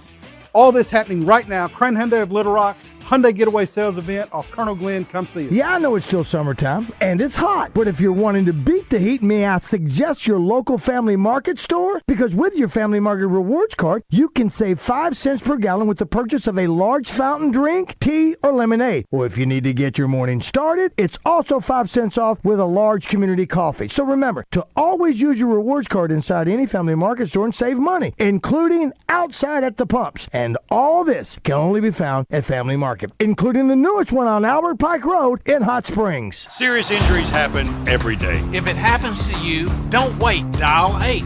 Dial 8 for Rainwater, Holton, Sexton. 888-8888. Anywhere in the state, dial 8. We've got you covered, Arkansas. Responsible attorneys Michael Rainwater and Bob Sexton. Out of Bounds on 103.7 The Buzz, live from the Henard Foothills Equipment Studios. Henard Foothills Equipment in Searcy, leaders in hay equipment with Vermeer hay products. HenardFoothills.com. Yeah. And you say Shy City? Shy City? Shy City. I'm coming home again. Do you think about me now and then? Yeah. Do you think about me now and then? 'Cause I'm coming home again. I met this girl when I was 3 years old, and what I love most, she had so much soul. She said, excuse me, little homie, I know you don't know me, but my name is Wendy, and I like to... And from that point, welcome back. It is Out of Bounds. Wes Moore, Joe Franklin, and we have some guests in the studio. Barry Grooms, Hooten's Arkansas football. His daughter's in here, senior at Poland. Belle, welcome in. How are y'all? Thanks for having us, Wes. Oh, you bet. Always can talk some football. I mean, especially high school football. We did a little bit, kind of, with Bobby Swafford from the AAA. Of course, the big news was the something that did not pass yesterday with the AAA, with the private equity and or the private schools and the competitive equity rule. It's a mouthful. That was a shocker that it didn't pass. In my opinion, I think the board added an 18-0 in favor of due pass. So I just assumed that the member schools would go along with the board. You know, they did a good job, I thought, of educating all the schools and some of the members about, hey, this is probably going to happen one way or the other. Either we can do this our way or we can be told how to do it. Yeah. And I thought it was going to pass, honestly, also. And when I saw some of the coaches coming out and tweeting, I thought it was their way of saying, this is going to happen, but we don't like it, basically. Yeah. And so I was surprised, too, honestly, when it failed yesterday. It seems like they're taking a stance, though, against private schools, and it seemed like that for a few years now, that they're just not willing to accept that private schools, they can be dominant in a certain way by their enrollment, but that's always been the case. Yeah. What surprised me, and maybe it's something, and I get it that everybody should vote, but when you have schools voting on something that is not going to affect you, let's say you don't even play football, that you have a voice in this. Yeah. And I get it. That's part of the conglomerate that it is, but this is a rule that has no effect on some of these schools, but yet they're voting and deciding it. Sure. And I think that's something that could be addressed or looked at anyway. Anyway, I want to talk high school football, and I want to talk Arkansas Rice with you, Belle. What's going on with Arkansas Rice? I'm hearing it everywhere. What's the deal with Arkansas Rice? So I'm part of the Arkansas Rice Reps program, which is basically a leadership ambassador program for upcoming seniors in the state of Arkansas. And our goal is to educate others about Arkansas Rice and the important role that it plays in the economy and industry and everything in Arkansas, just getting that out to the younger generation and pushing the importance of rice. Well, I think you can help the older generation, too, because I'm sitting here going, oh, how important is Arkansas Rice? Arkansas rice began in the early 1900s when we discovered how our fertile soil and everything in the eastern part of Arkansas was prime for the growing rice. And now it has grown to where Arkansas produces around 50% of the nation's rice. Belle, what does it mean to you to be in this position to be an Arkansas Rice Rep? I'm honestly I've really appreciated being given the chance to be in this position because honestly, I knew nothing about Arkansas Rice before starting it. And now through this program, I've learned just how important the rice industry is here and how many jobs in all sectors, not just being a farmer, but in every sector of the industry provides so many jobs to so many Arkansans. I had no idea that Arkansas produces 50% of the rice, and I love rice. I mean, I eat it. I mean, you think about how much rice you eat with different meals. It doesn't, you can get chicken hibachi or you can go Mexican food or what. I mean, you eat a ton of rice. Yeah. And that's helping out Arkansas growers. Mm-hmm. So as this program, as part of the program, do you travel around the state or what all duties do you have? Well, we have different, we have a certain event every month. We either do in June, we all went and toured rice farms around the state. You had 3 different options. I went to Stuttgart and toured a rice farm and got to hear from some farmers there about everything that goes into it.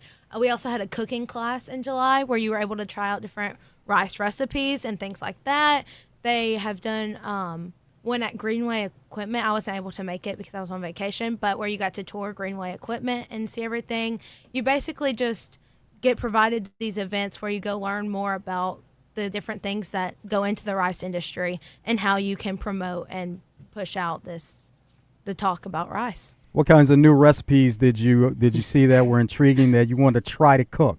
I actually didn't get to go to the recipe class either because I was also on vacation. But I did see some of the videos of things, and it seemed like they tried one with cookies.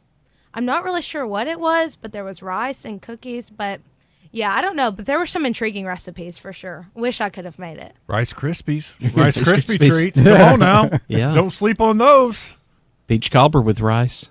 I've seen that recipe. I have not done it. Has she tried anything out at the house yet? Not yet. Maybe tonight. Maybe. I need to, yeah. That could be part of the assignment. You need to be cooking with some rice for the family. Yes, I do. Or heck, for us, and bring it up for lunch one day.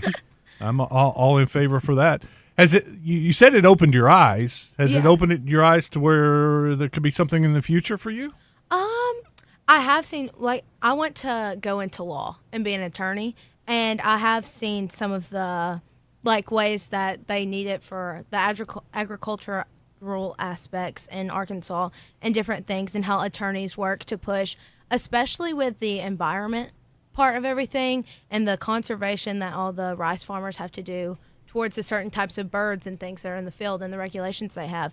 And I've seen that law really plays a way larger part in this than I ever would have thought before.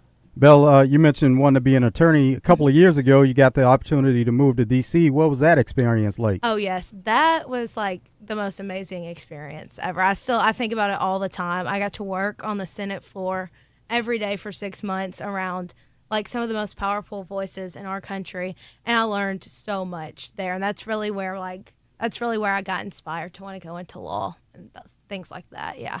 Belle and Barry Groom's with us. Barry, kudos. Good job. Thank you. You've done a great job.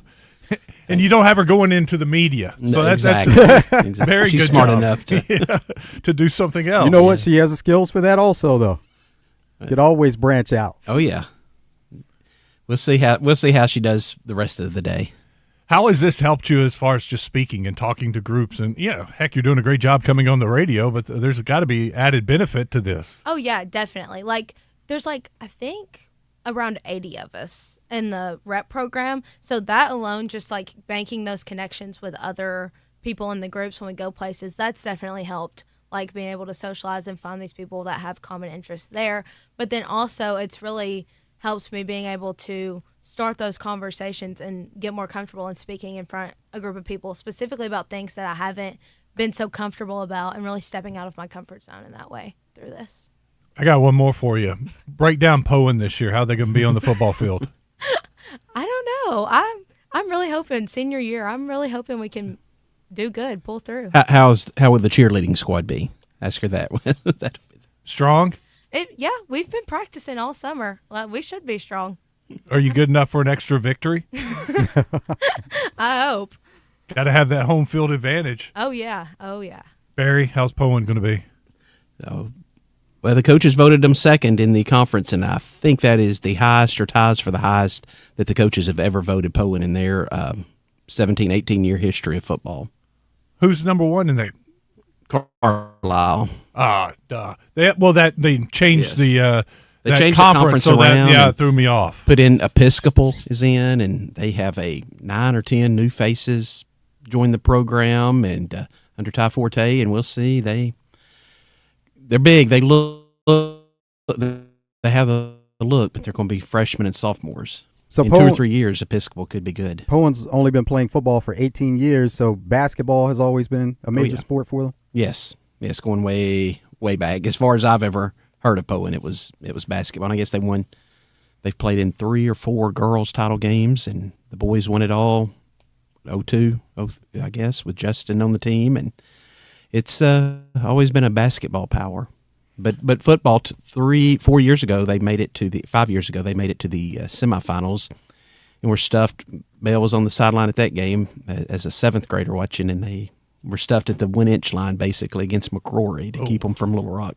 Oh, controversial? I think so. There's still some controversy surrounding it. When you get stopped at the 1-inch line, you're like, did he get in or not? Time for one more play, and the clock expired before they could get that last snap off. And what a heartbreak. Yeah, on the road. Oh. We were talking a little bit with Bobby Swafford earlier about some of the changes in 6A, how it's wide open now with Greenwood gone down to 5A, Shiloh up to 7A. 6A is going to look we know there's going to be a new 6A champion this year. And we at Hootens.com put Benton in that spot as the number 1 team, the team to beat in 6A. And they've been so close. And Brad Harris, I think he understands and he knows what it'll take this year to get the Panthers they need to capitalize without a Shiloh or Greenwood in 6A. How much, in your opinion, 6A East compared to 6A West, what would you say? In the past, it's been the West. This year, it's the East is by far the stronger, especially with Greenwood and Shiloh bumping out. Catholic is ecstatic about going from the East to the West now, so they are really happy with that. So the East should be the stronger side, and you've got Benton, you've got Searcy, who was 5A last year. They're number 2 to start the year in 6A.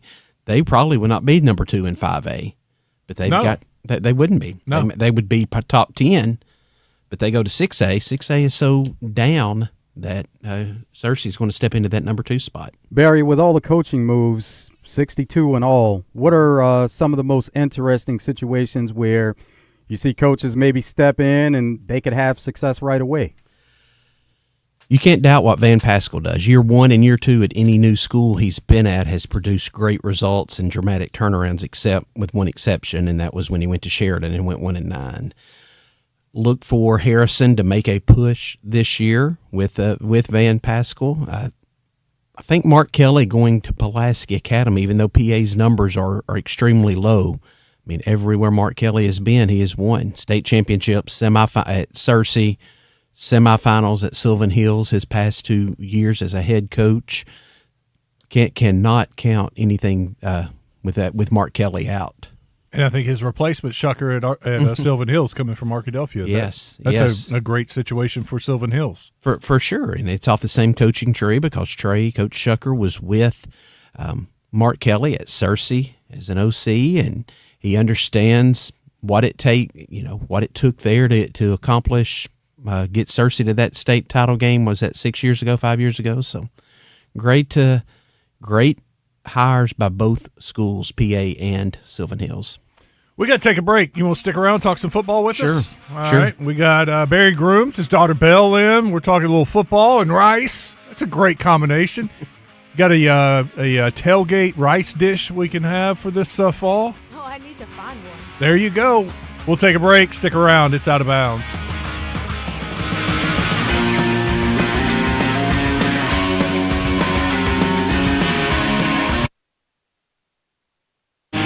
Plumbing problems? No problem. Whether it's a leaky faucet or a whole lot more, call the professionals at B.R. McGinty. They'll fix it right the first time. Call for all of your plumbing needs.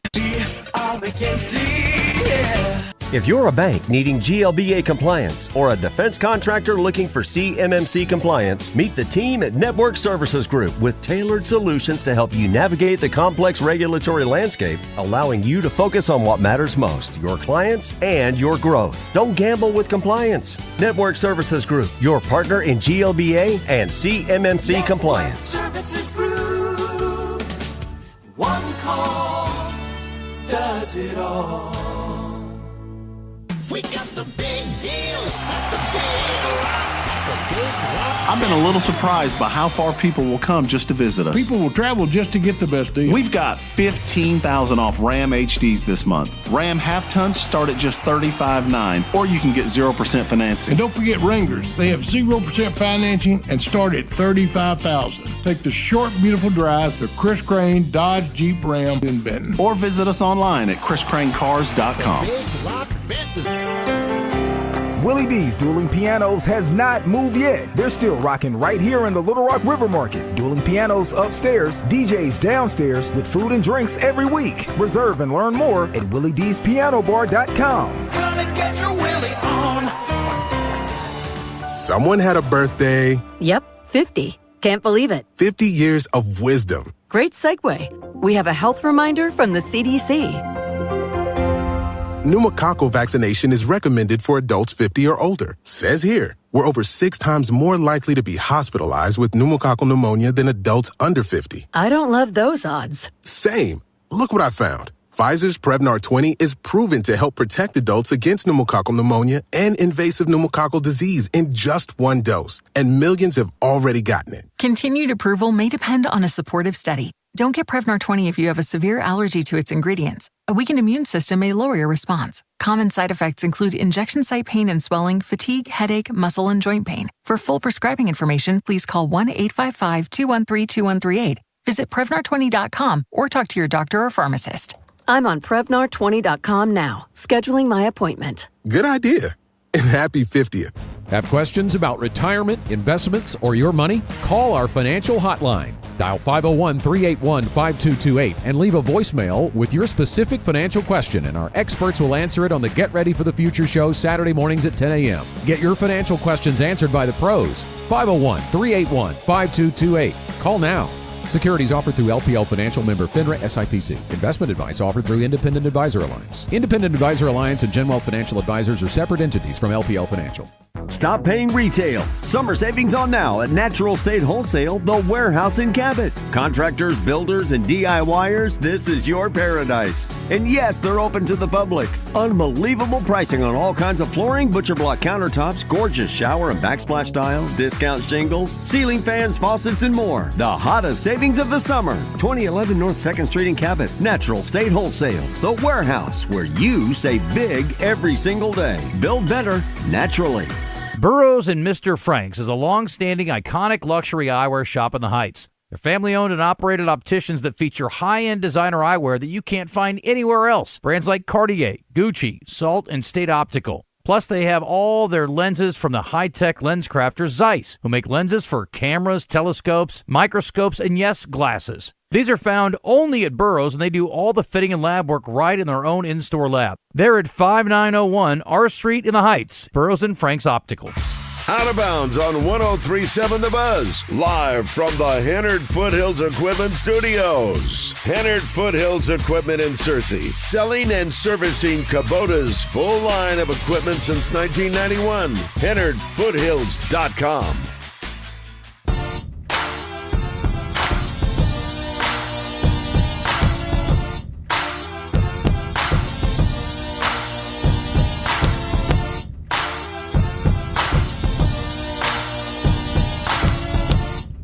Welcome back to Out of Bounds. Wes Moore and Joe Franklin with you. We got guests in the studio. Barry Grooms hanging out. His daughter, Vel, speaking on behalf of Arkansas Rice. Glad y'all are with us. Barry, we were talking briefly about 6A. 5A now is very interesting because you have a Greenwood dropping down. You got Joe T. We were talking about the 5A Central, how loaded it is. I mean, you got probably 6 good teams. Good teams, and 2 of them aren't going to make the playoffs. Yeah. It's going to be a dogfight just to make the playoffs in the 5A Central. It is, and it's Greenwood has to be the prohibitive favorite for a state championship. But then, as you said, the Central, just those 4 participants, any of them could go on a run and make a run at this state championship. You're going to have Joe T. Robinson, Greenbrier, Parkview, all in the same conference. And that is 3 of the top 6 teams we've got in the same conference. So it's going to be brutal just to make the playoffs out of there. And then you've got the likes of Maumelle, Jacksonville, these teams that are just loaded, and any of them could win another conference probably. BB's going to throw out some issues with their offense. Yeah. Have you guys at Hooten's made an official pick for that conference? We let the coaches vote. We make the overall rankings for the state, and I guess if you went by that, it would be Joe T. Robinson. And then we let the coaches vote on how they think the predicted order of finish will be, and they also picked Joe T., the defending state champions. So, and rightfully so. They've become the public school of choice in Little Rock, basically, and really, especially West Little Rock, and they have become the place that everybody wants to go and play football, and they've had so much success over the past couple of years, past decade, I would say. How about the 6A East coaches voting Marion last? When I saw that, when we were putting the book together, I had to text my friend in Marion, who is their communications director, public relations director, Chuck, and tell him that, well, this is the first time ever. And I mean, you've got that, and then you've got, as we said, Benton in there, but Sylvan Hills made improvement, El Dorado with a new coach. You've got so many things that to factor in, and then Sheridan. Coaches are high on Sheridan. If they're ever going to get anything done, this needs to be the year. They've had 4 winning seasons in the past 50 years and 9 either 0 or 1 win seasons. So a lot of bad history for Coach Kelly to have to overcome this year. Yeah, he told us about his defense, or his new defense this year, and that brings a little optimism because you know the offense is going to be explosive and put up points, and so if they can get some stops, then, you could see a much improved Sheridan team. Yeah, and they're factored in, and that's what, and then you've got Jonesboro, so where does Marion fit in? I mean, they've got a Razorback running back, Jeremiah Dent. Yeah. So you would have to think they're going to finish high, and then the coaches voted them 8th. Somebody's got to finish 8th. Somebody does, yeah. All right, let's go down to 4A. Anybody just jump off at you at 4A? Well, all offseason it's been Stuttgart because the Rice Birds are loaded. This is the group they've aimed for quite a while. Coach Price brought his son, Kane Price, up as a freshman to get him ready for a terrific senior season. So we put them number 1. Now, they lost a key player, Caden Sims, all-state receiver, linebacker type, moved to Conway in May. So they've lost him. That's going to hurt the team a lot, but they'll still be very, very good. But we're talking tough conferences, tough classifications, and that 8-4A with Stuttgart, Hamburg, Monticello, and then a team called Warren. That's brutal right through there, and that's again where your 4 seed or 5 seed in the playoffs going to have a chance to do some damage. Good thing I had my Hootens to look at some of the new conferences, because it is odd seeing some of these the 7-4A with no Bauxite or Haskell, Harmony Grove. It just looks strange. Genoa and Falk move in, Genoa's been there. Falk moves in from Class 3A, and the 7-4A, as you said, with Bauxite with those teams, has been right there nipping at the heels of the 8 as far as really good conferences. But this year, I think they dip off a little bit. Malvern is down. Nashville is pretty good. They can make a serious run this year. Arkadelphia, new coach, Coach Kaiser. The DC takes over for Coach Shucker. So some variables there to factor in, and probably not as tough of a conference top to bottom as the 8. Bell, for anyone looking to be a Rice rep for future classes, what's the process? How do you go about that? So basically what I did was I went to the Arkansas Rice website which I'd seen it promoted and things, and on their social media they promote when the deadline's coming up, but they have like apply to be a Rice rep on the website. I did it in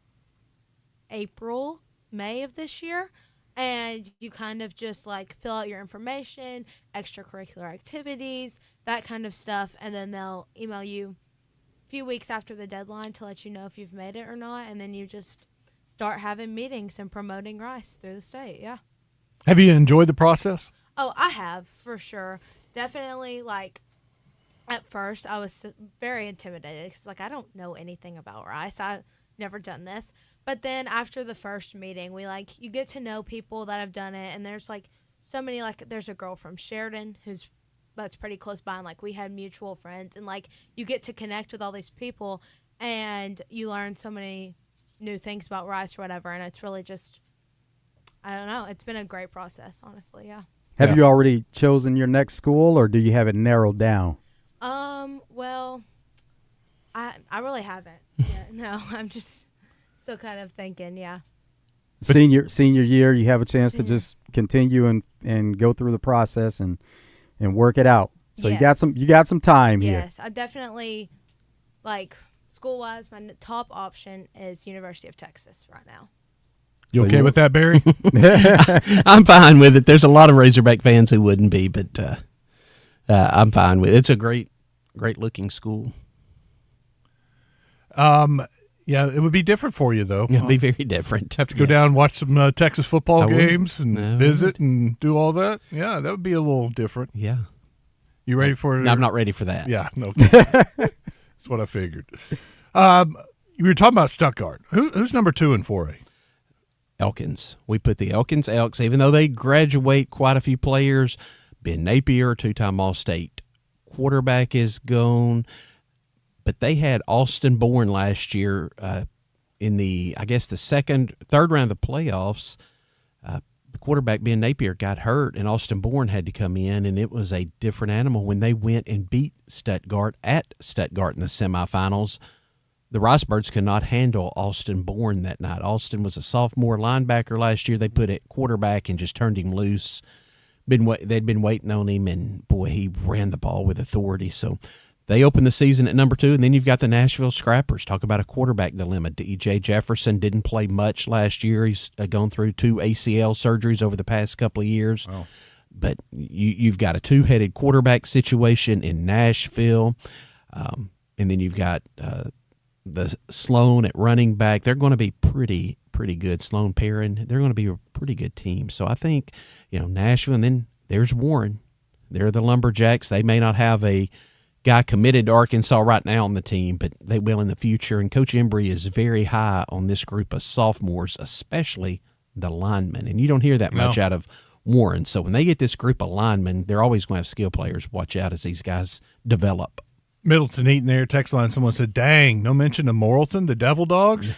The Devil Dogs open the season at number 14. Champ McNabb, he's on our super team. Going to be a 4-year starter for them, has done great things, but they had a running back move during the offseason. Just they're not as loaded. Yeah, they're not as loaded as last year, so they'll still be pretty good and probably try to contend for that number 4 playoff seed. All right, before we get out of here, let's take a quick look at 3A and 2A.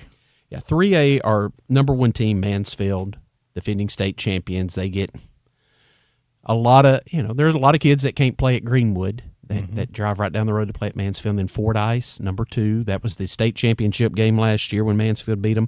Bismarck is number 3, Glenrose number 4, and Adkins at number 5. And in 2A, our number 1 ranked team is Junction City. 3 Division I players right now for a 2A program is pretty tough to beat. And then number 2 is Mount Ida. This is the group that Coach Mike White has been waiting on. His son is the junior quarterback. Number 3 is Desark. They've got, if they can get those linemen in gear, they'll be pretty good. Magnet Cove at number 4, Carlisle at number 5. Wow, okay. Desark ahead of Carlisle this year. This year. We'll see how it plays out. Yeah. What a rivalry game that is. 7A, is this the year for Conway? You always have to wonder, and you have to think that Buck James sooner or later is going to be able to turn the tables on the Bryan Hornets, but he hadn't been able to do so yet. They've been so close. Can they get over the hump? But that's kind of the question that's gone back to since, 1998, 94, when they played for the only state championship in history at Conway. So they've been to the semis so many times and just can't get over the hump. Who's the best team in Northwest Arkansas? Bentonville. Okay. Bentonville West is going to be pretty good. And then where does Shiloh rank? We've got them number 4. Their starting 11 is going to be really good on both sides of the ball, but where do they stack up depth-wise? That's the issue, and that's what you always see with these private schools. Depth eventually catches up with them. How you feel about Fayetteville with new coach Anthony Lucas? Thank you. It's all going to come down to his assistants and how well their defense is going to be pretty stout with the Caston in the middle at linebacker, but that defense, you've got to be able to stop Bentonville and Bentonville West. Trenches. Yeah. Got to get it going in the trenches. That's from 2A to 7A. Yeah. The linemen win the battle. Belle, did you come up with the recipe for the fall? Not yet. Thank you for coming in. Yes, thank you so much for having me. Thank you for educating me on Arkansas rice. Not just the younger generation. The older generation needs it too. Thank you so much. Good luck too. Thank you. Thank you. Thanks for having us. There's a cool school right down the road from UT, Texas State. Oh. That's a pretty good one too. We got to take a break. Final hour coming up. Rainbow Restoration restores homes after water, fire, and mold damage. Now breathe cleaner air with their professional air duct cleaning service. Dust, pet dander, allergens, and debris can build up.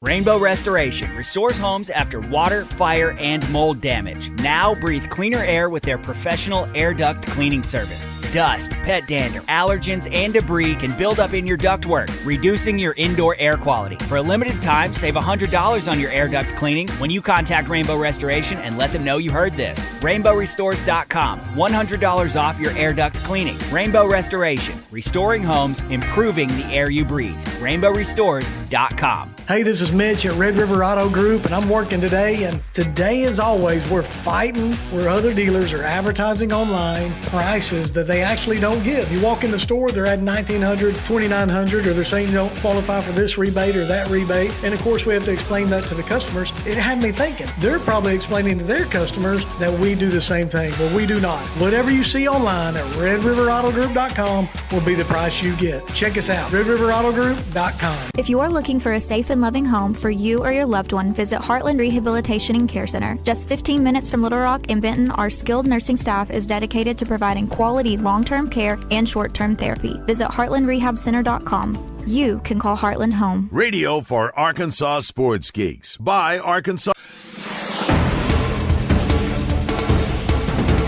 Pine Bluff police are investigating a late-night homicide. Officers were called to the home on West 30th Avenue around 11 last night. Officials say 31-year-old Anthony T.J. Walker was found shot to death in the backyard. No word on any possible suspects right now. Anyone with information should call Pine Bluff Police. And demolition on the Markham Street pedestrian bridge will start today. The bridge was damaged beyond repair when a dump truck hit the support beams earlier this month. A demolition contract was awarded to Weaver Bailey Contractors out of Conway. They have 14 days to get the work done, but believe it will be finished by the end of this week. City officials say they will consider rebuilding the bridge once it's been removed. For the Buzz Radio Network, I'm KRK's Jessica Rockwell. New Benihana promotion, Monday and Tuesday, lunch and dinner, 10% off of everything on the menu. come to Benihana's. With KARK's Juliana Cullen. Dangerous heat and humidity continue today as temperatures warm up back into the triple digits. Feels like temperatures will be around 110 plus for today. Be safe, stay hydrated for today because we do get a little bit of relief from at least the extreme heat as we move towards the rest of the work week and into the weekend. This is meteorologist Juliana Cullen with the Arkansas Storm Team for the Buzz Radio Network. What's on tap? Brought to you by Flyway Brewing. It's always open season at Flyway Brewing, serving 2 Central Arkansas locations, North Little Rock, and now open in Breckenridge Village. Check out current promotions at flywaybrewing.com. Flyway Brewing. Follow the migration. We encourage you to wet your beak responsibly. The Honda Ride Red and Save Green sales event is happening at Honda Russellville. Get more done with a Pioneer 700 or 1000 side-by-side. Swing a leg over a dependable 4-Trax Rancher ATV. Take your crew in a 4-seat Pioneer 704 or 5-seat Pioneer 1005. Bonus bucks on select models plus low-rate financing for qualified buyers. Visit HondaRussellville.com. For your safety, read the owner's manual and wear a helmet and eye protection. Always wear your seatbelt and close the side nets and doors when operating a side-by-side. Honda side-by-sides and ATVs are for riders 16 and older. Around here, reputation matters. That's why homeowners and businesses trust CertaPro painters. From detailed residential work to professionally managed commercial projects, CertaPro delivers craftsmanship to protect your investment. Visit CertaPro.com, that's Certa with a C, and reserve your spring project today. What if someone did play-by-play of your life?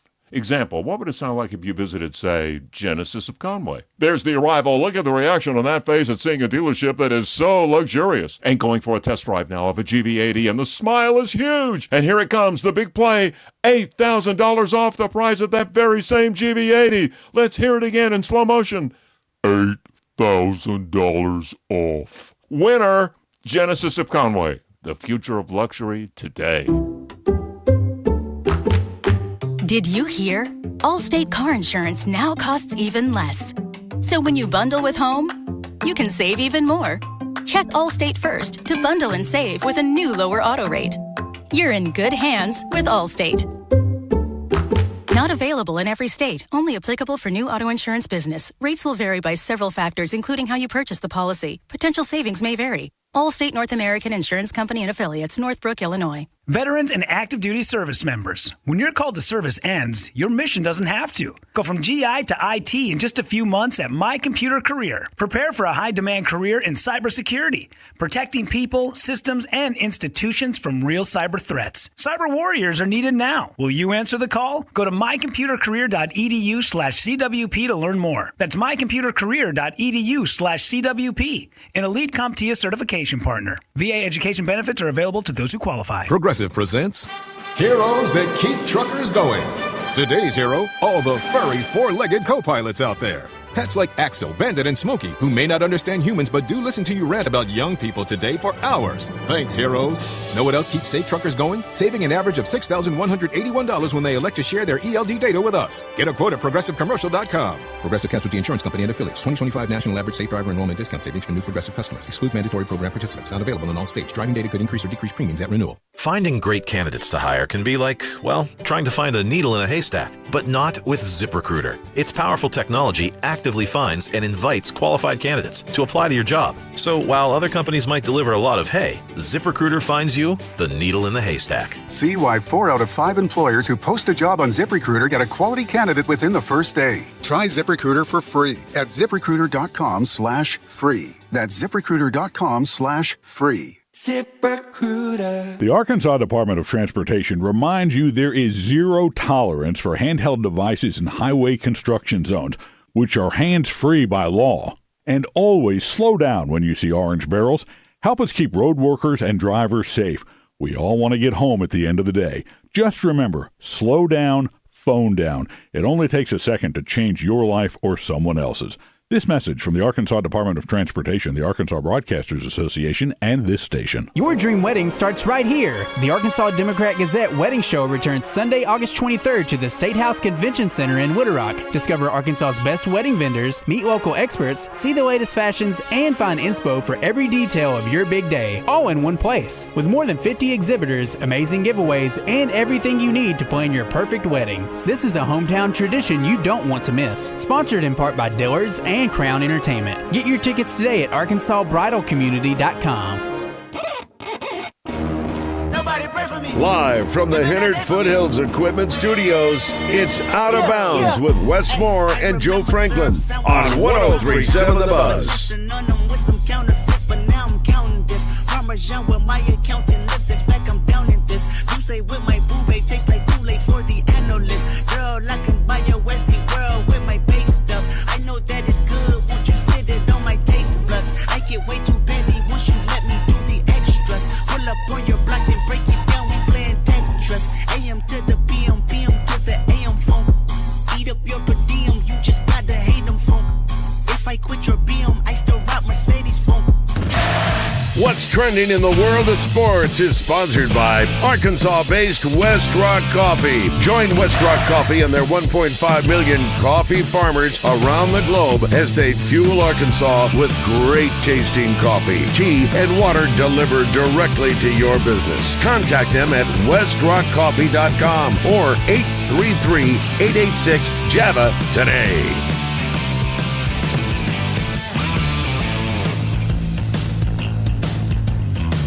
We'll start out with a little baseball. We have Pirates for you. Pittsburgh taking on Arizona. They went to extra innings last night. That's going to do it. Fair ball, Brandon Lau. Cook is in, and the Pirates find themselves even with Arizona. A thriller in Pittsburgh tonight. Home crowd goes home happy. They walk it off in the 10th, 3-2. Had the same score between Toronto and Washington last night. That the lefty Andrew Alvarez would be in there, but instead it's Luis Urias driving it to deep center, and it's gone. So go figure, a guy who wasn't even supposed to face Gene hits a home run to straightaway center off him and ties the game at 1. Max Scherzer getting ready to make his 100th career regular season start at Nationals Park. Came out to the mound for the bottom of the first inning and got a standing ovation from the crowd here in D.C. Unfortunately, the Blue Jays won the game there in D.C. 3-2 and ruined the start. Mets, Braves. And he hits this one out to right field. Acuna drifting back to the warning track, back at the wall, drops and he can't get it. Ewing on his way to third. And Lindor pulls in at second. Now Ewing trying to score as the throw came in late, and Lindor goes to third, and the Mets tie the game. And Lindor cranks one to deep left field. Forget that. Lindor puts the icing on the cake with a long 3-run homer. His second home run of the night. A 6 RBI game for Lindor. And the Mets now lead 14-3. A lot of icing last night. That was your final score. 14-3 Mets win. Rangers, Mariners finished off a 4-game series yesterday afternoon. Here in April, there's a swing, and that one is hit well. Deep out to center. It is gone! Another Jock Peterson leadoff homer. And that is some kind of way to start this one. Rangers up 1-0. Pitch. And there's a swing and a high fly ball. Deep down the right field line. Has a chance. It is gone! Jock Peterson! His second homer of the day. Rangers take the series, extend their AL West lead. They beat the Mariners yesterday, 7-3. Marlins, Phillies. Poor Marlins. They've been struggling. Man, they were rolling there for a while, talking about how that cheap payroll, they were able to get it done, and then just falling off since the All-Star break. Yeah, they finally broke the cycle. Little contentious. Conine lifts a curveball to right center. Deep! Gone! For the lead! Base hit!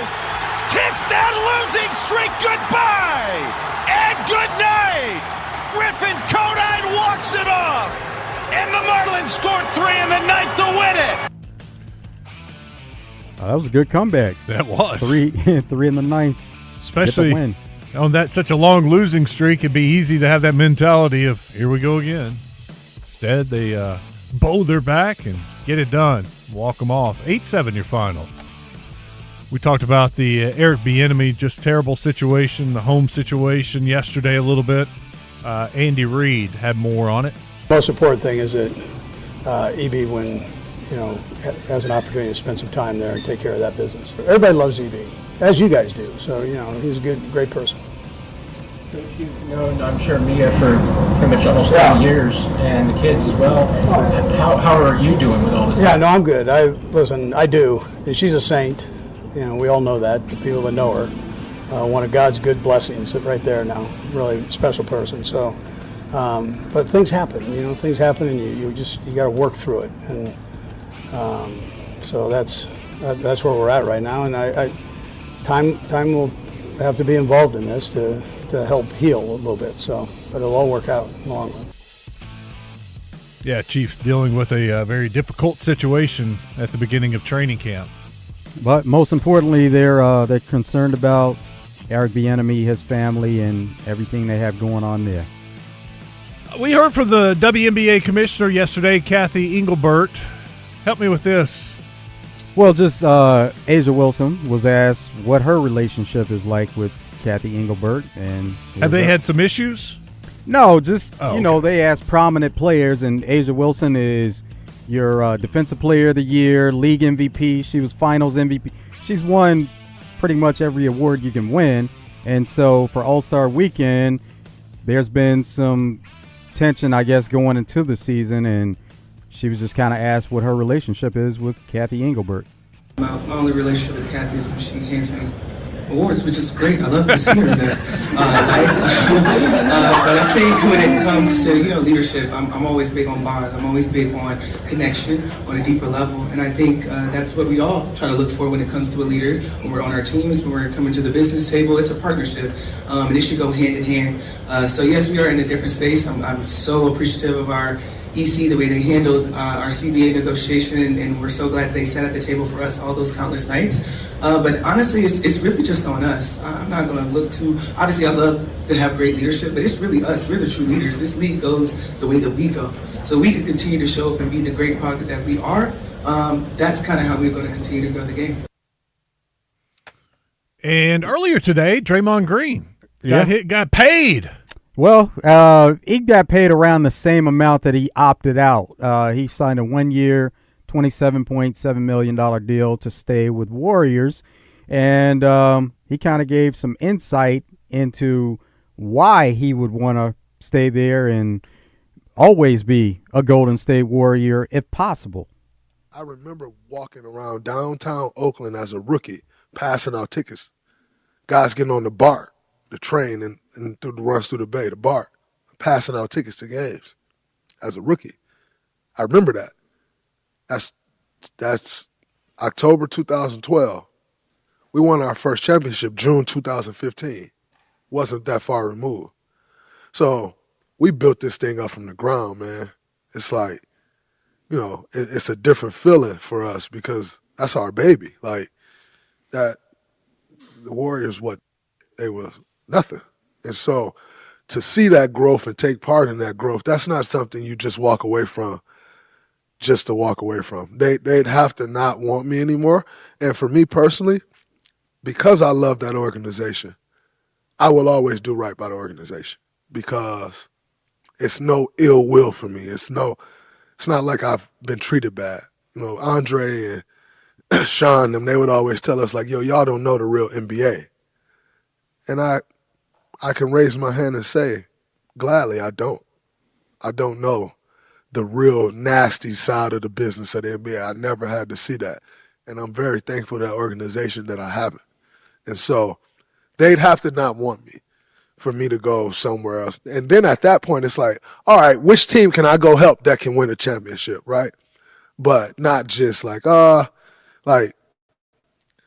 I had to stay and go to state another 5 years and we not make the playoffs for 5 years straight, I'm totally fine with that.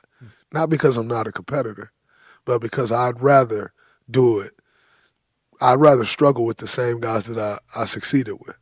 It ain't about, we struggling now, I need to go that way. Nah, I'd rather struggle the same way we succeeded together. I'd rather struggle together as opposed to, I can go over here and do this. Well, if they don't want me, then great. That's my mindset. I'm going to go over here and try to do that. But as long as they'll have me, I got no reason to ever want to leave that place. And Draymond Green last year at Moses Moody's camp, he was asked by a camper if he could see playing somewhere else in another uniform, And he said, I hope not. So he's always had that same mindset that he wanted to end his career in a Golden State Warriors uniform. And he even gave even more detail there where he's saying he would rather miss playoffs for 5 years in a row than go somewhere else and chase championships just because of how strongly he feels about that organization. It sounded like loyalty to me. Oh, absolutely is. Who said loyalty was dead in pro sports? There's still some out there. And it makes a difference when you can say you played your entire career in one uniform, not only from his standpoint, but from an organizational standpoint where he says that as long as they want him, that means that that organization believed in you your entire career, and they never wanted to see you in a different jersey.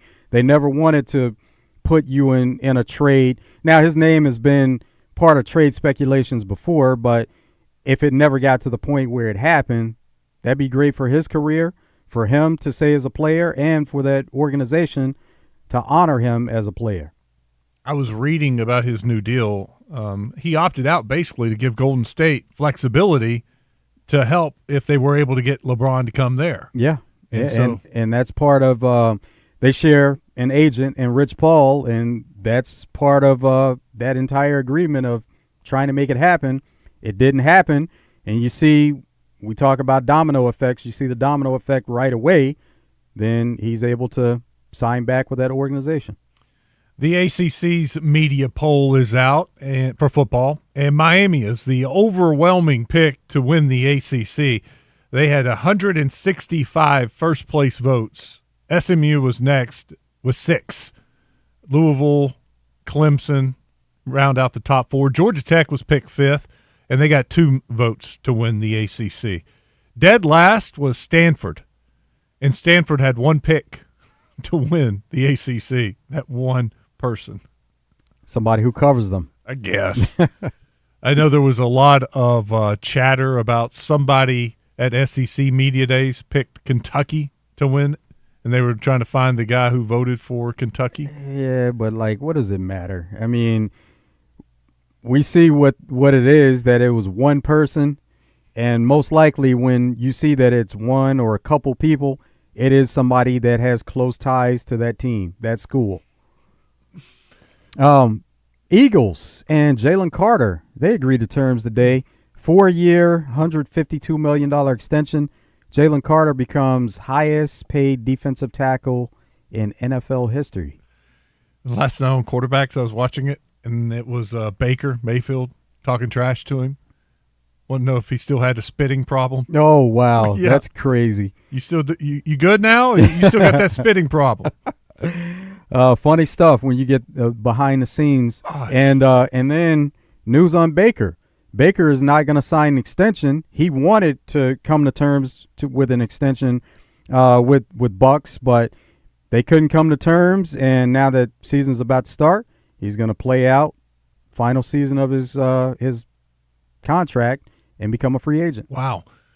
Last night, it was some really good episodes. There was one about the helmet communications and just how bad they are at times.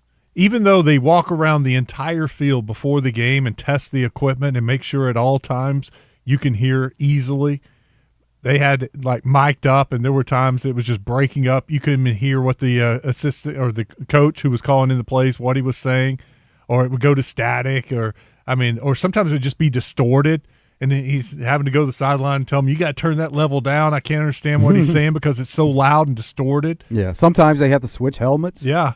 And then, sometimes I'm just on the fly. I'll catch bits and pieces of the play and think, all right, maybe this is the play he's talking about, and just call their own play at the line of scrimmage or in the huddle.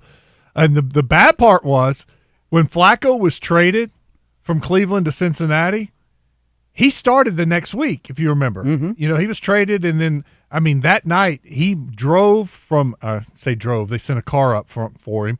But he rode in the car from Cleveland to Cincinnati so he could talk the entire time about the offense, the plays, and start getting a head start.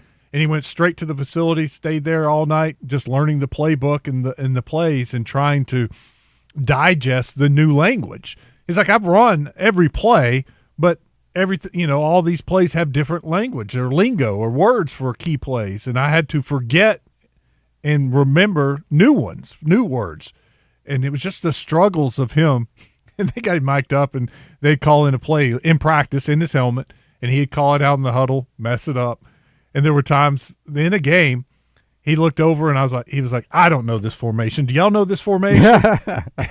It's a crazy whirlwind. And his receivers, is like, we got you. And they go and line up, and there were a couple times in a game, and they showed the exact examples. He didn't have the play right, but the receivers knew what to run, and he thought he knew what they were running, and he would just throw it up to T. Higgins or Jamar Chase, and they make an incredible play. Everybody's celebrating. He's like, I had no idea what that play was. Well, it's a luxury to have receivers like that and have players around you that are capable of making plays, and it makes it easier for you as a quarterback. No, they made Flacco look great at times. He would just come to the bench going, man, I just threw it up to him, and I thought there was no way he was going to catch that. And he makes a remarkable catch and then scores a touchdown. There was one an out route to T. Higgins. He was covered near the goal line. They were probably on the 10, and Higgins was kind of covered. And he's like, man, I just threw that way out in front of him, just basically throwing it away. He's like, I can't believe he caught that. And then turned it upfield and scored. He's like, that's just not what when I threw the ball, that's not what I was planning on happening.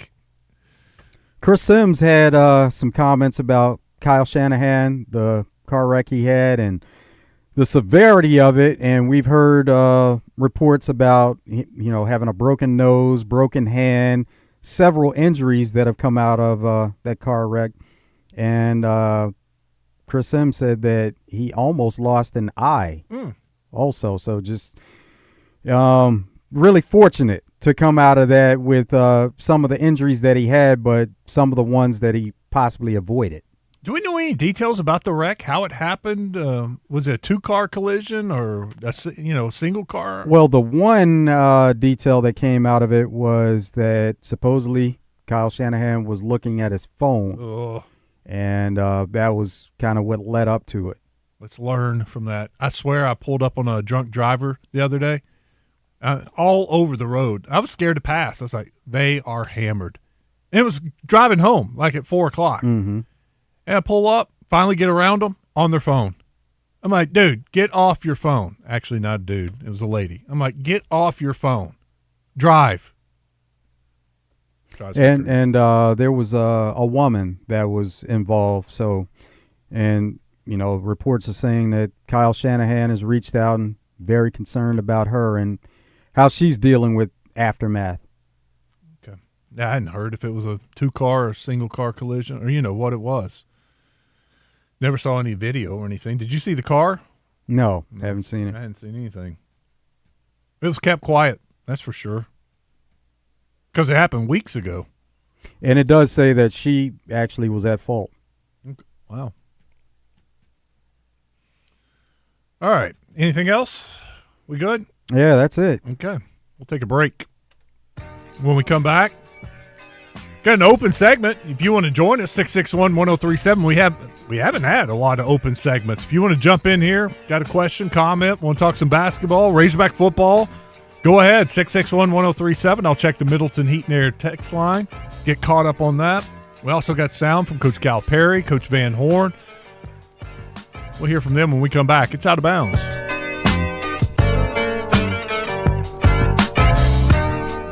Network Services Group presents Out of Bounds Hotline on 1037 The Buzz. Network Services Group, one call does it all.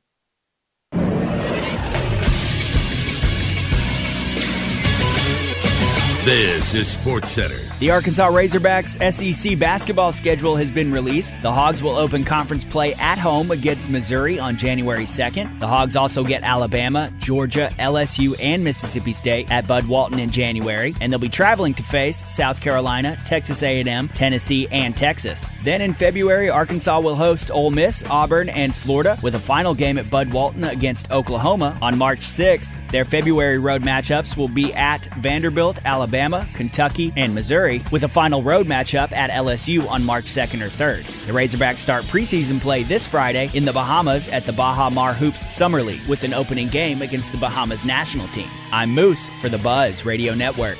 Bass tournaments and some of the best fishing spots in the state. It's Fishing Arkansas, Sunday mornings with Big Sarge and his crew. Fishing Arkansas is presented by Shelter Agent Jamie Marsh and Stanley Hardware. Fishing Arkansas, Sunday mornings with Big Sarge on 103.7 The Buzz. It's the Hustler Summer Sizzler happening now at Cabot Outdoors. Save big this summer with up to $2,000 off select Hustler zero-turn mowers. Grab the X-Ride 60-inch and save $2,000. Enjoy 0% financing for 42 months with approved credit. Payments as low as $330 a month. And don't miss Hustler Raptor deals. Get $250 off or score a free DeWalt tool. Sale ends July 31st. Cabot Outdoors, your source for Hustler and DeWalt equipment. Get mowing today. Online at CabotOutdoors.com. I've always wanted to learn French, but the app I tried didn't help. If you want to memorize words in another language, there's an app for that. But if you want to really learn another language, there's Babbel. Babbel was designed by over 200 language learning experts to be the most effective way to learn another language. With other language learning apps, I was just playing games. I wasn't really learning. Babbel's different. Every time I open the app, I can choose to work on my writing, speaking, or listening. And it saves my mistakes for me to review, so I'm constantly improving. Babbel feels like it was created intentionally by people who really know what you need to learn another language. Before Babbel, I thought I just wasn't good with languages. But now I'm speaking French. Tout ça, c'est grâce à Babbel. Want to really learn another language? Save up to 50% on your Babbel subscription when you sign up at Babbel.com. That's Babbel.com to save up to 50%. Babbel.com. Getting a speeding ticket can ruin your day. But what about that cyclist? Or the pedestrian crossing the street? If you hit them while speeding, you'll do more than just ruin their days. That's why tickets are more than just a fine. They're a second chance. A reminder of what's on the line when you're behind the wheel. You won't get a do-over every time. Take this as your sign to follow the speed limit every drive. Speeding slows you down.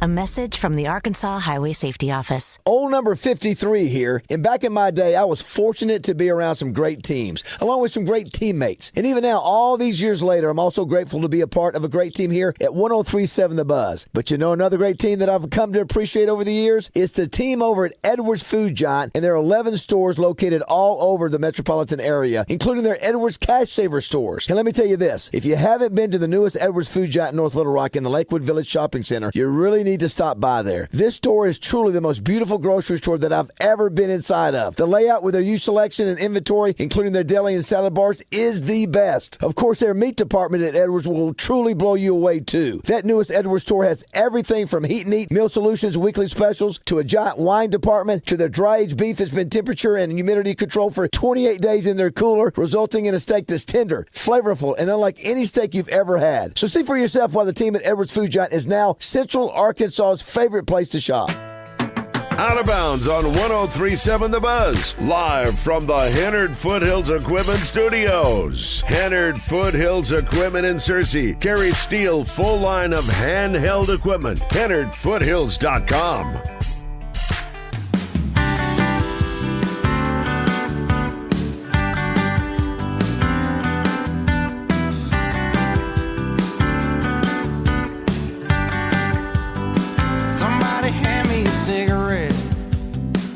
All right, welcome back to Out of Bounds. We'll hit the Middleton Heat and Air text line, open segment. If you want to join us, call in.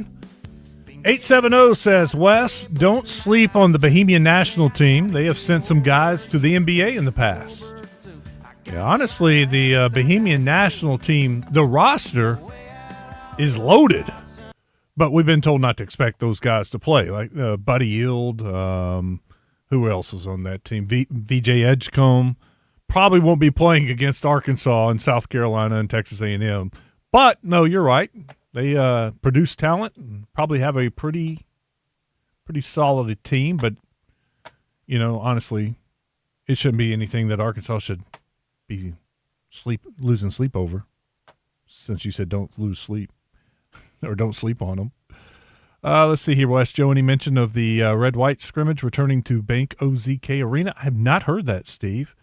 He did not say anything yesterday about that, but I know he loved the idea. Came back for a second year, right? So wouldn't surprise me if they're coming back. Let's see here. That's school choice. That's a bunch of Bobby stuff we addressed.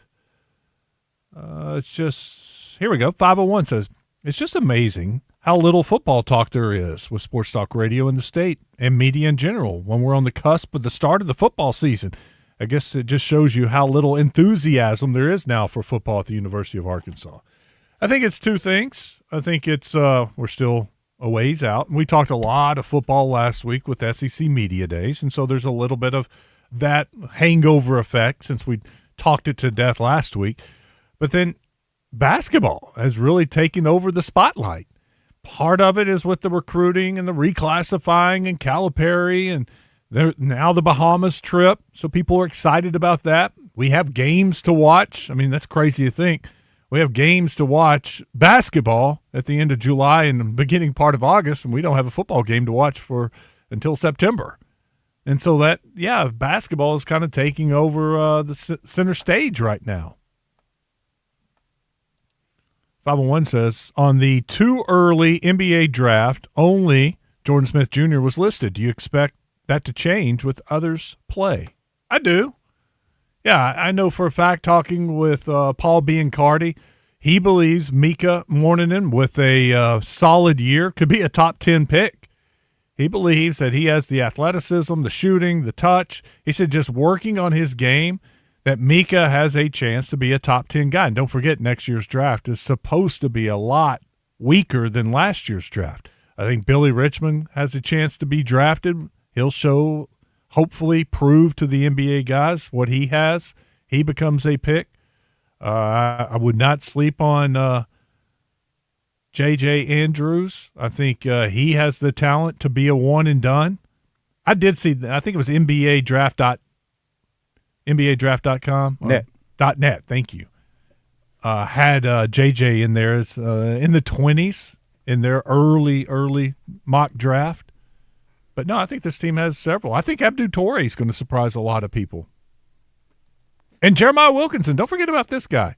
I mean, he's sixth man of the year as a freshman at Cal. Then last year at Georgia, averaged over 20 points. He comes in, he's got a chance. You know, he wants to be in the NBA. He's a shooter. He's a player. So I think this team is loaded with talent, and I do not think Jordan Smith Jr. will be the only one drafted next year. Yeah, NBADraft.net has Jordan Smith number 3 overall. Brooklyn Nets. Elijah Arenas from USC, they have him projected to be number 1. Yeah. Well, and the last time I talked to John Rothstein, he said there is talk out there that Jordan Smith Jr. could be the number 1 overall pick next year, that he's in the conversation. They have Mika Mourningen at 18. They have Billy Richmond, 24. So got plenty of Razorbacks. No JJ now? Let's see where JJ may be. Well, that's been updated since. Oh, yeah, it was updated on today. Oh. Updated today. Fresh, hot off the presses. Let's bring in Andrew while you're looking. Andrew, welcome to Out of Bounds. Hey, guys. How's it going? Good. Awesome. I just have a comment about the quarterback show. I don't get to watch TV often myself, but I've been binge watching that lately. And, Flacco's transfer to the Bengals was quite the story to witness. So good show. I do have a question about the upcoming Razorback season for you guys, and I'm going to hang up and listen. What are y'all most excited to see this season? Is it maybe a coaching change? Is it, a player group, or is it something else? And then if you had to pick one home game to go to this year, what would it be? I'd pick LSU. I'm going to hang up and listen. You bet, Andrew. I would say Tennessee. Tennessee's my game that I've got circled. That's the start of a very important 5-game stretch for Arkansas. I think that could, if they could somehow get a victory there, that could propel them to some nice things during that stretch. It's Tennessee at Vanderbilt, Missouri at home, Auburn, South Carolina. Not any of those teams are projected right now to be like a top 10 team. So you've got a doable stretch, and with Tennessee being the first one, maybe your first SEC victory for Coach Silverfield, since your first game is against Georgia and the second game against A&M. They're going to be heavy underdogs there. Not that they couldn't get it done, but that would be the home game. But if you wait until LSU, what if things go bad again? You could get a cheap ticket, that's for sure, but it may not be a game you want to go to if you wait that long. But maybe again, they're sitting there at 5 wins, and that a victory over LSU gets them to 6. That would be awesome. Interested in that first home game against Georgia, just to see what team looks like. You at that point would have played North Alabama, which you expect to win. Then you go to Utah on the road, and then you go home to Fayetteville. So interested right away that first conference home game against Georgia. And then as far as what to see from team, see how this coaching staff, what kind of changes they bring to the table, how they handle the team in general, and that will start with that first game. I'm excited to see the running back room, Braylon Russell in action along with Sutton Smith. I think that's a great tandem. I want to see which wide receiver steps up and becomes the guy. Is it Chris Marshall?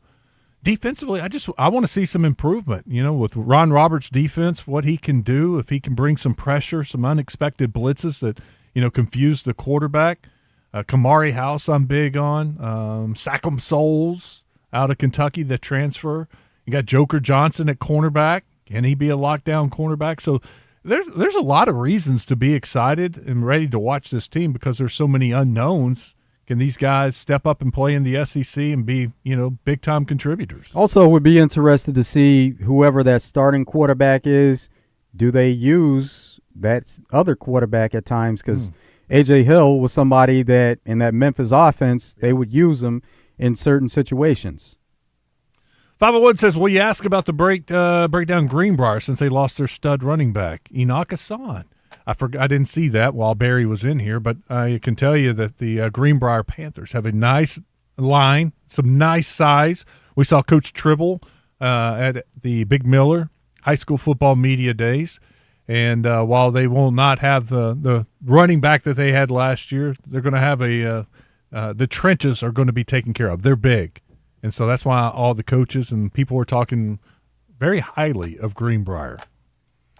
501 says, what about Monticello, DeWitt, Star City, Hamburg? Yeah, they the Hoots Barry talked about that 8-4A, and now it is loaded, not just Stuttgart. JB in Center Ridge says, back in 1998, the hardest I've ever been hit was by a Carlisle defensive lineman. Those boys are corn-fed. They're going to be good again. 501 says, the Marlins don't need LeBron. We are making the World Series. Is this a text from like 2 weeks ago when the Marlins were still playing well? You got faith in the Marlins turning it around? Oh, yeah. That it's from today because they're back winning. They've won one. I did see a tweet this morning. It was like the top 10 lowest salaries in Major League Baseball, and like almost every one of them are around 500 or better. There are a couple of them were like 2 games under 500. Just showing that you don't necessarily, if you have a low payroll, mean you're going to be a bad team. Marlins always seem to be on that list, too, where they're one of the lowest paid rosters. Tampa was on it, and they've got a really good record. They seem to be there, too. Mm-hmm. I heard just about everything from SEC Media Days. You guys were great entertainment. I guess I just hope we don't finish last. That's from Eddie. Me too, Eddie. That would make the season a lot more enjoyable for us. It's always better to talk about a winning program than a 2-10 team. Don't want to go through that again. Now that every player has 5 years of eligibility, will we still refer to them as freshman, sophomore, junior, and senior, and redshirt senior? Or will it be first year, second year, third year, fourth year, and fifth year player? It'll still be the same. I think it'll be freshman, sophomore, junior, senior, fifth year senior. I think that's the terminology people will use. I mean, that's what I would use. Fifth year senior. But there won't be any more red shirts, so you won't have to say a red shirt freshman or a red shirt sophomore or a third year, fourth year junior. It'll just be their classification, and when they get to the fifth year, I'd just call them a fifth year senior. If they get that far. If they get that far, yeah. Well, with the way they're getting paid, there's going to be more and more guys sticking around for that 5th year. If they're kind of a fringe guy, might as well get paid one more year. 501 says, without returning players like Taylon Green or other known commodities, it is hard to talk about. Thank you for writing that, because I think that all the time. Until we get some that was the only probably disappointing thing from Coach Silverfield. I wish we had had more of a almost like a rolling Rolodex of him talking about individual players, because we're so unfamiliar with a lot of these guys. So was he, though. Just so, I mean, everybody's getting started at the same time. Yeah, I guess the 4 weeks of spring ball weren't enough that, fall camp, I'm sure they probably have a couple of guys they know are starters, but besides that, there are a lot of jobs up for grabs, and you don't want to necessarily point out somebody that, unless you point out their backup that they're battling with. But I would have liked to see more of the projected offensive line. Talk a little bit about each guy, your top guys on defense. Give us some little nuggets of who we know Quincy. I mean, we know the depth charts from spring football, how they were kind of running out every day in practice. But besides that, give us a little info about some of these guys to kind of expect good things from. It's hard enough, too, for these coaches when they're somewhere at a school for a certain time and their roster is forever changing. But then think about being a new coach at a different school and your roster is changing. Now, you're going to be familiar with some players that may have transferred in with you, but there's a lot of change there. Somebody sent us this tweet from Pete Nakos. Ohio State, J.P. Morgan Chase, comes in at over $15 million for their patch on the jersey. Well, Notre Dame just trumped it.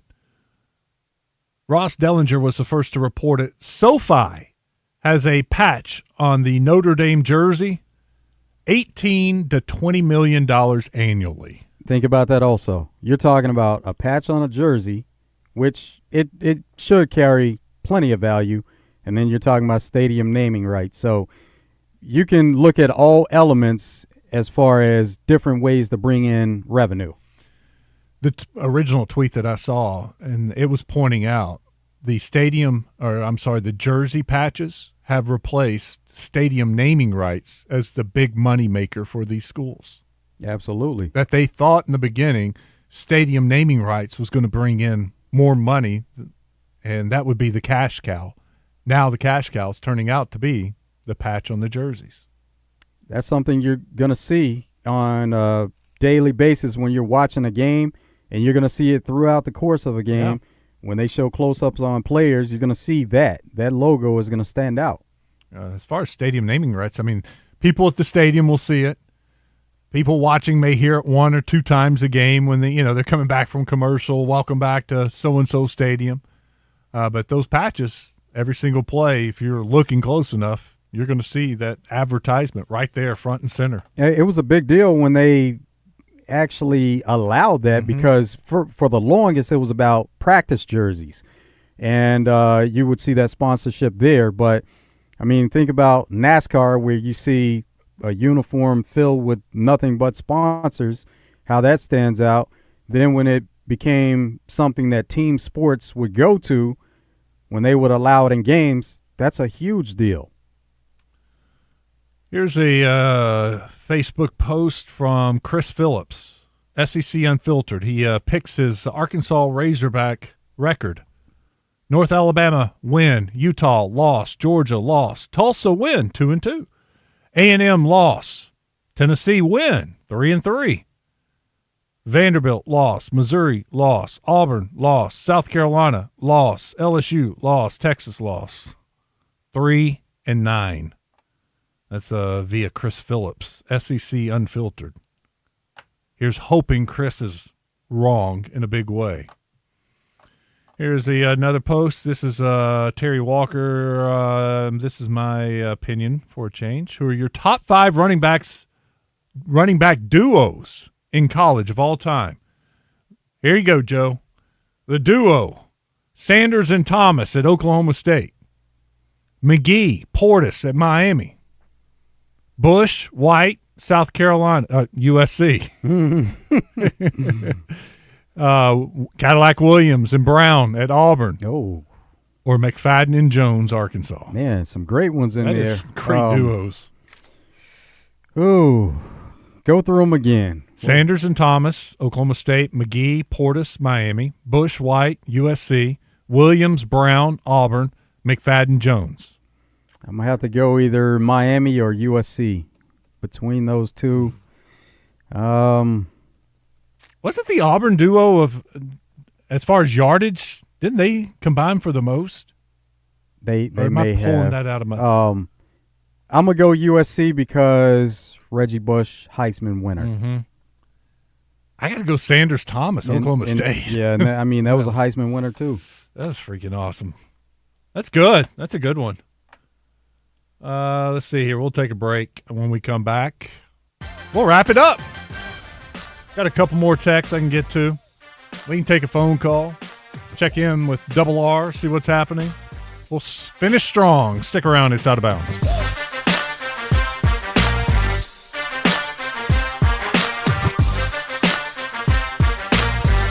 Oakland is here for when you want the ultimate escape, all in one place. Check into the luxury hotel. Escape to Astral Spa, the only Forbes 4-star rated spa in Arkansas. Indulge at award-winning restaurants like the Bugler or the Oak Room and Bar, all before having the time of your life at the 24/7 smoke-free casino, where the energy goes all night. Here, excitement and luxury meet under one roof. Oakland Hot Springs. Join the fun. Gambling problem? Call 1-800-GAMBLER. Looking for a powerful new truck? Make the smart drive to Smart Buick GMC in Whitehall. They've got a huge selection of rugged GMC trucks waiting for you right now, starting at just $38,296. For work, play, and everything in between. No matter where you are, Whitehall is a short drive from anywhere. So come find your new truck today or browse their entire inventory online now at smartbuickgmc.com. Smart Buick GMC. They are professional grade. Progressive presents Heroes That Keep Truckers Going. Today's hero, all the furry four-legged co-pilots out there. Pets like Axel, Bandit, and Smokey, who may not understand humans but do listen to you rant about young people today for hours. Thanks, heroes.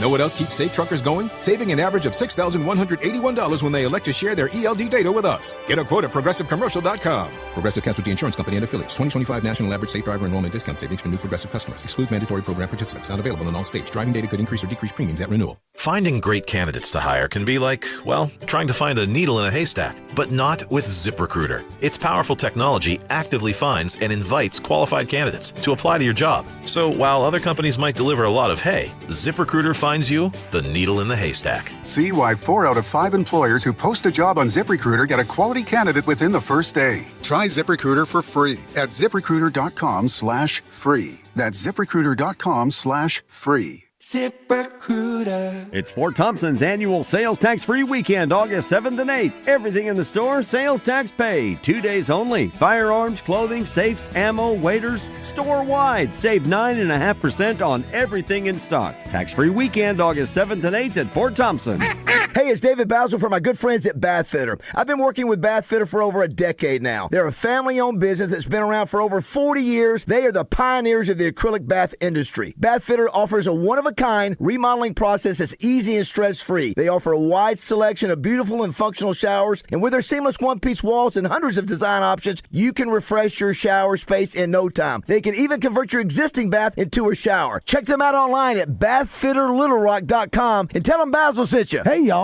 Roger Scott here, and I don't have to tell you it's hot outside. You can figure that up all by yourself when you touch your steering wheel at 3 o'clock in the afternoon. That thing's going to brand you like a head of cattle. So you want to beat the heat? Make Family Market Stores your fill-up stop. Whether you're pulling into one of their convenience stores or grocery store locations, you're walking into cool air, great deals, and big-time savings. Grab yourself a large fountain drink, sweet tea, or lemonade, and boom, 5 cents off per gallon at the pump. Mornings more your speed? A large cup of community coffee gets you another 5 cents per gallon, and that's before your first sip. And don't forget that Family Market Rewards card. Use it inside the store to save even more on snacks, drinks, and whatever you need, and stack those savings when you gas up outside. And you'll find these deals in Pangburn, Malvern, Shannon Hills, Worcester, Mayflower, and now 2 stores in Hot Springs on Albright Road and the newest location on Albert Pike. If there's not a Family Market store in your neck of the woods just yet, hold tight. One's coming. Family Market stores, cooling you down and filling you up. Stay up to date with the latest Razorback news with the Red White Report. Every weekday with Justin and Phil on the Zone. The Red White Report is brought to you by Ortho Now, your walk-in solution for orthopedic care at the Orthopedic and Spine Hospital at UAMS Health. Out of Bounds on 103.7 The Buzz, live from the Henard Foothills Equipment Studios. Henard Foothills Equipment in Searcy, leaders in hay equipment with Vermeer hay products. HenardFoothills.com.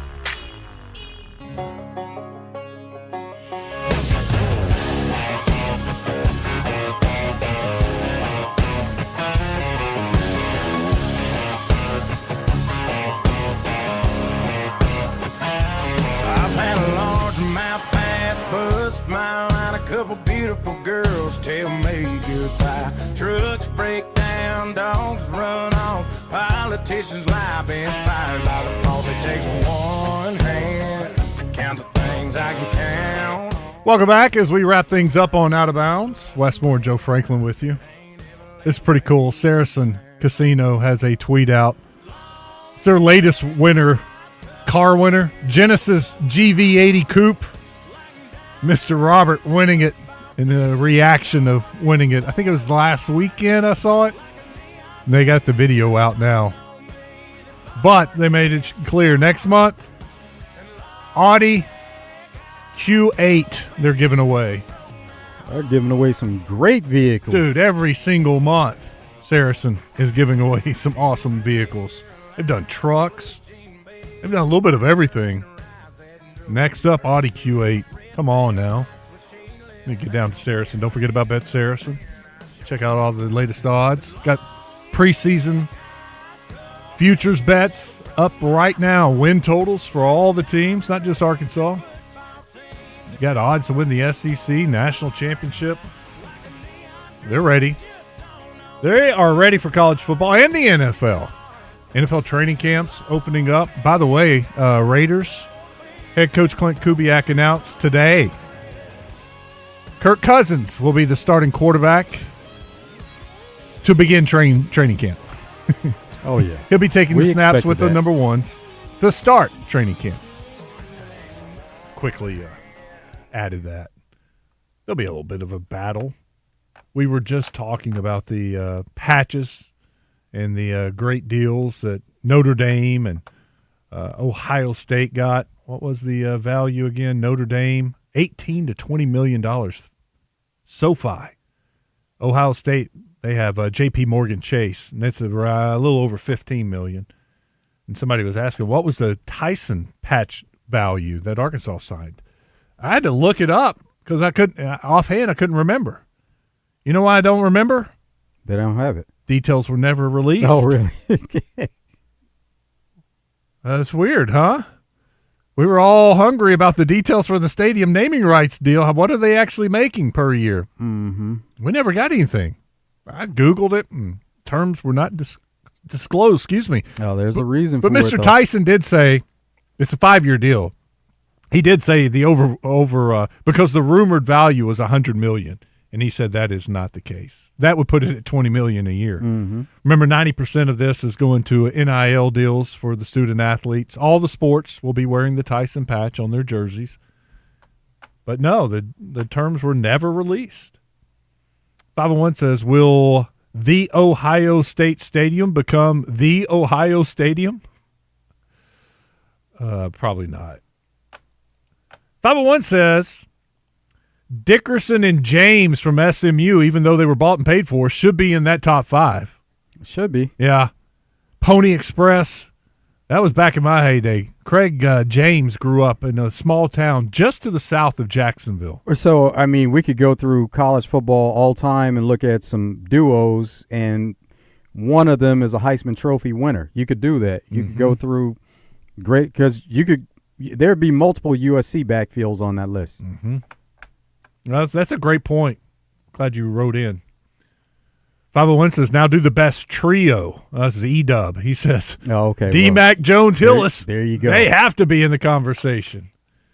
No doubt. That was a fun time. That's for sure.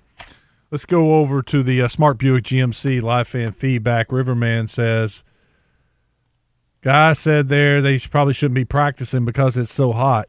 Laughing out loud, back in our day, it would be 2-a-days. Well, Riverman, we've gotten a little bit smarter about the heat. We've learned our lessons. Now they got this thing called the heat bulb. When the temperature on the field gets so hot, you can't even work out on the field. That's why a lot of these schools have the indoor facilities to take advantage of that, get out of the heat, or even some of them, it's becoming a bigger thing in the South. Cabot has it already. It's a covered practice field. That place is incredible. It is just a big cover over a practice field. And when the heat bulb says it's too hot, you can go underneath it and you're in the shade, and the heat bulb, it's not too hot, and you can still work out outside. But it lowers the temperature dramatically. Thankfully, today is the last day of this mess for at least the short future. Yeah, we're already over 100 degrees here in Little Rock. But tomorrow, well, through the rest of the 10-day forecast, there aren't any more 100-degree days. Now, next Wednesday and Thursday, it gets up there creeping close, 96, 98. But we got a couple days. Like Monday, Joe, it is sunny and 88. Oh, that's big-time relief. Yeah, the low is like 71. So that tells me some of that heat and humidity, or the humidity, is going away if it's able to drop that low at night. 87 on Sunday, 88 on Monday, and lower 90s for the rest of the week. That's encouraging short term, but we know August is around the corner. Yeah, a little relief coming, and some smaller chances of rain. I know my yard could use a little rain right about now.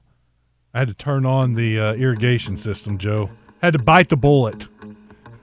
I was seeing how long I could go without having to pay for watering my grass. That was getting kind of brown, so I turned it on. Give it a little relief. I sure would love some rain Wednesday, Thursday, Friday. Do what you got to do. That's what it's there for. Yeah, it is. Coming up tomorrow, Stephen Davis, voice of the Arkansas Travelers, will join us. We'll also get Cabo on here, talk more about Dave Van Horn's press conference today, and take a look at the current roster and some football. Cabo wants to talk some football, too.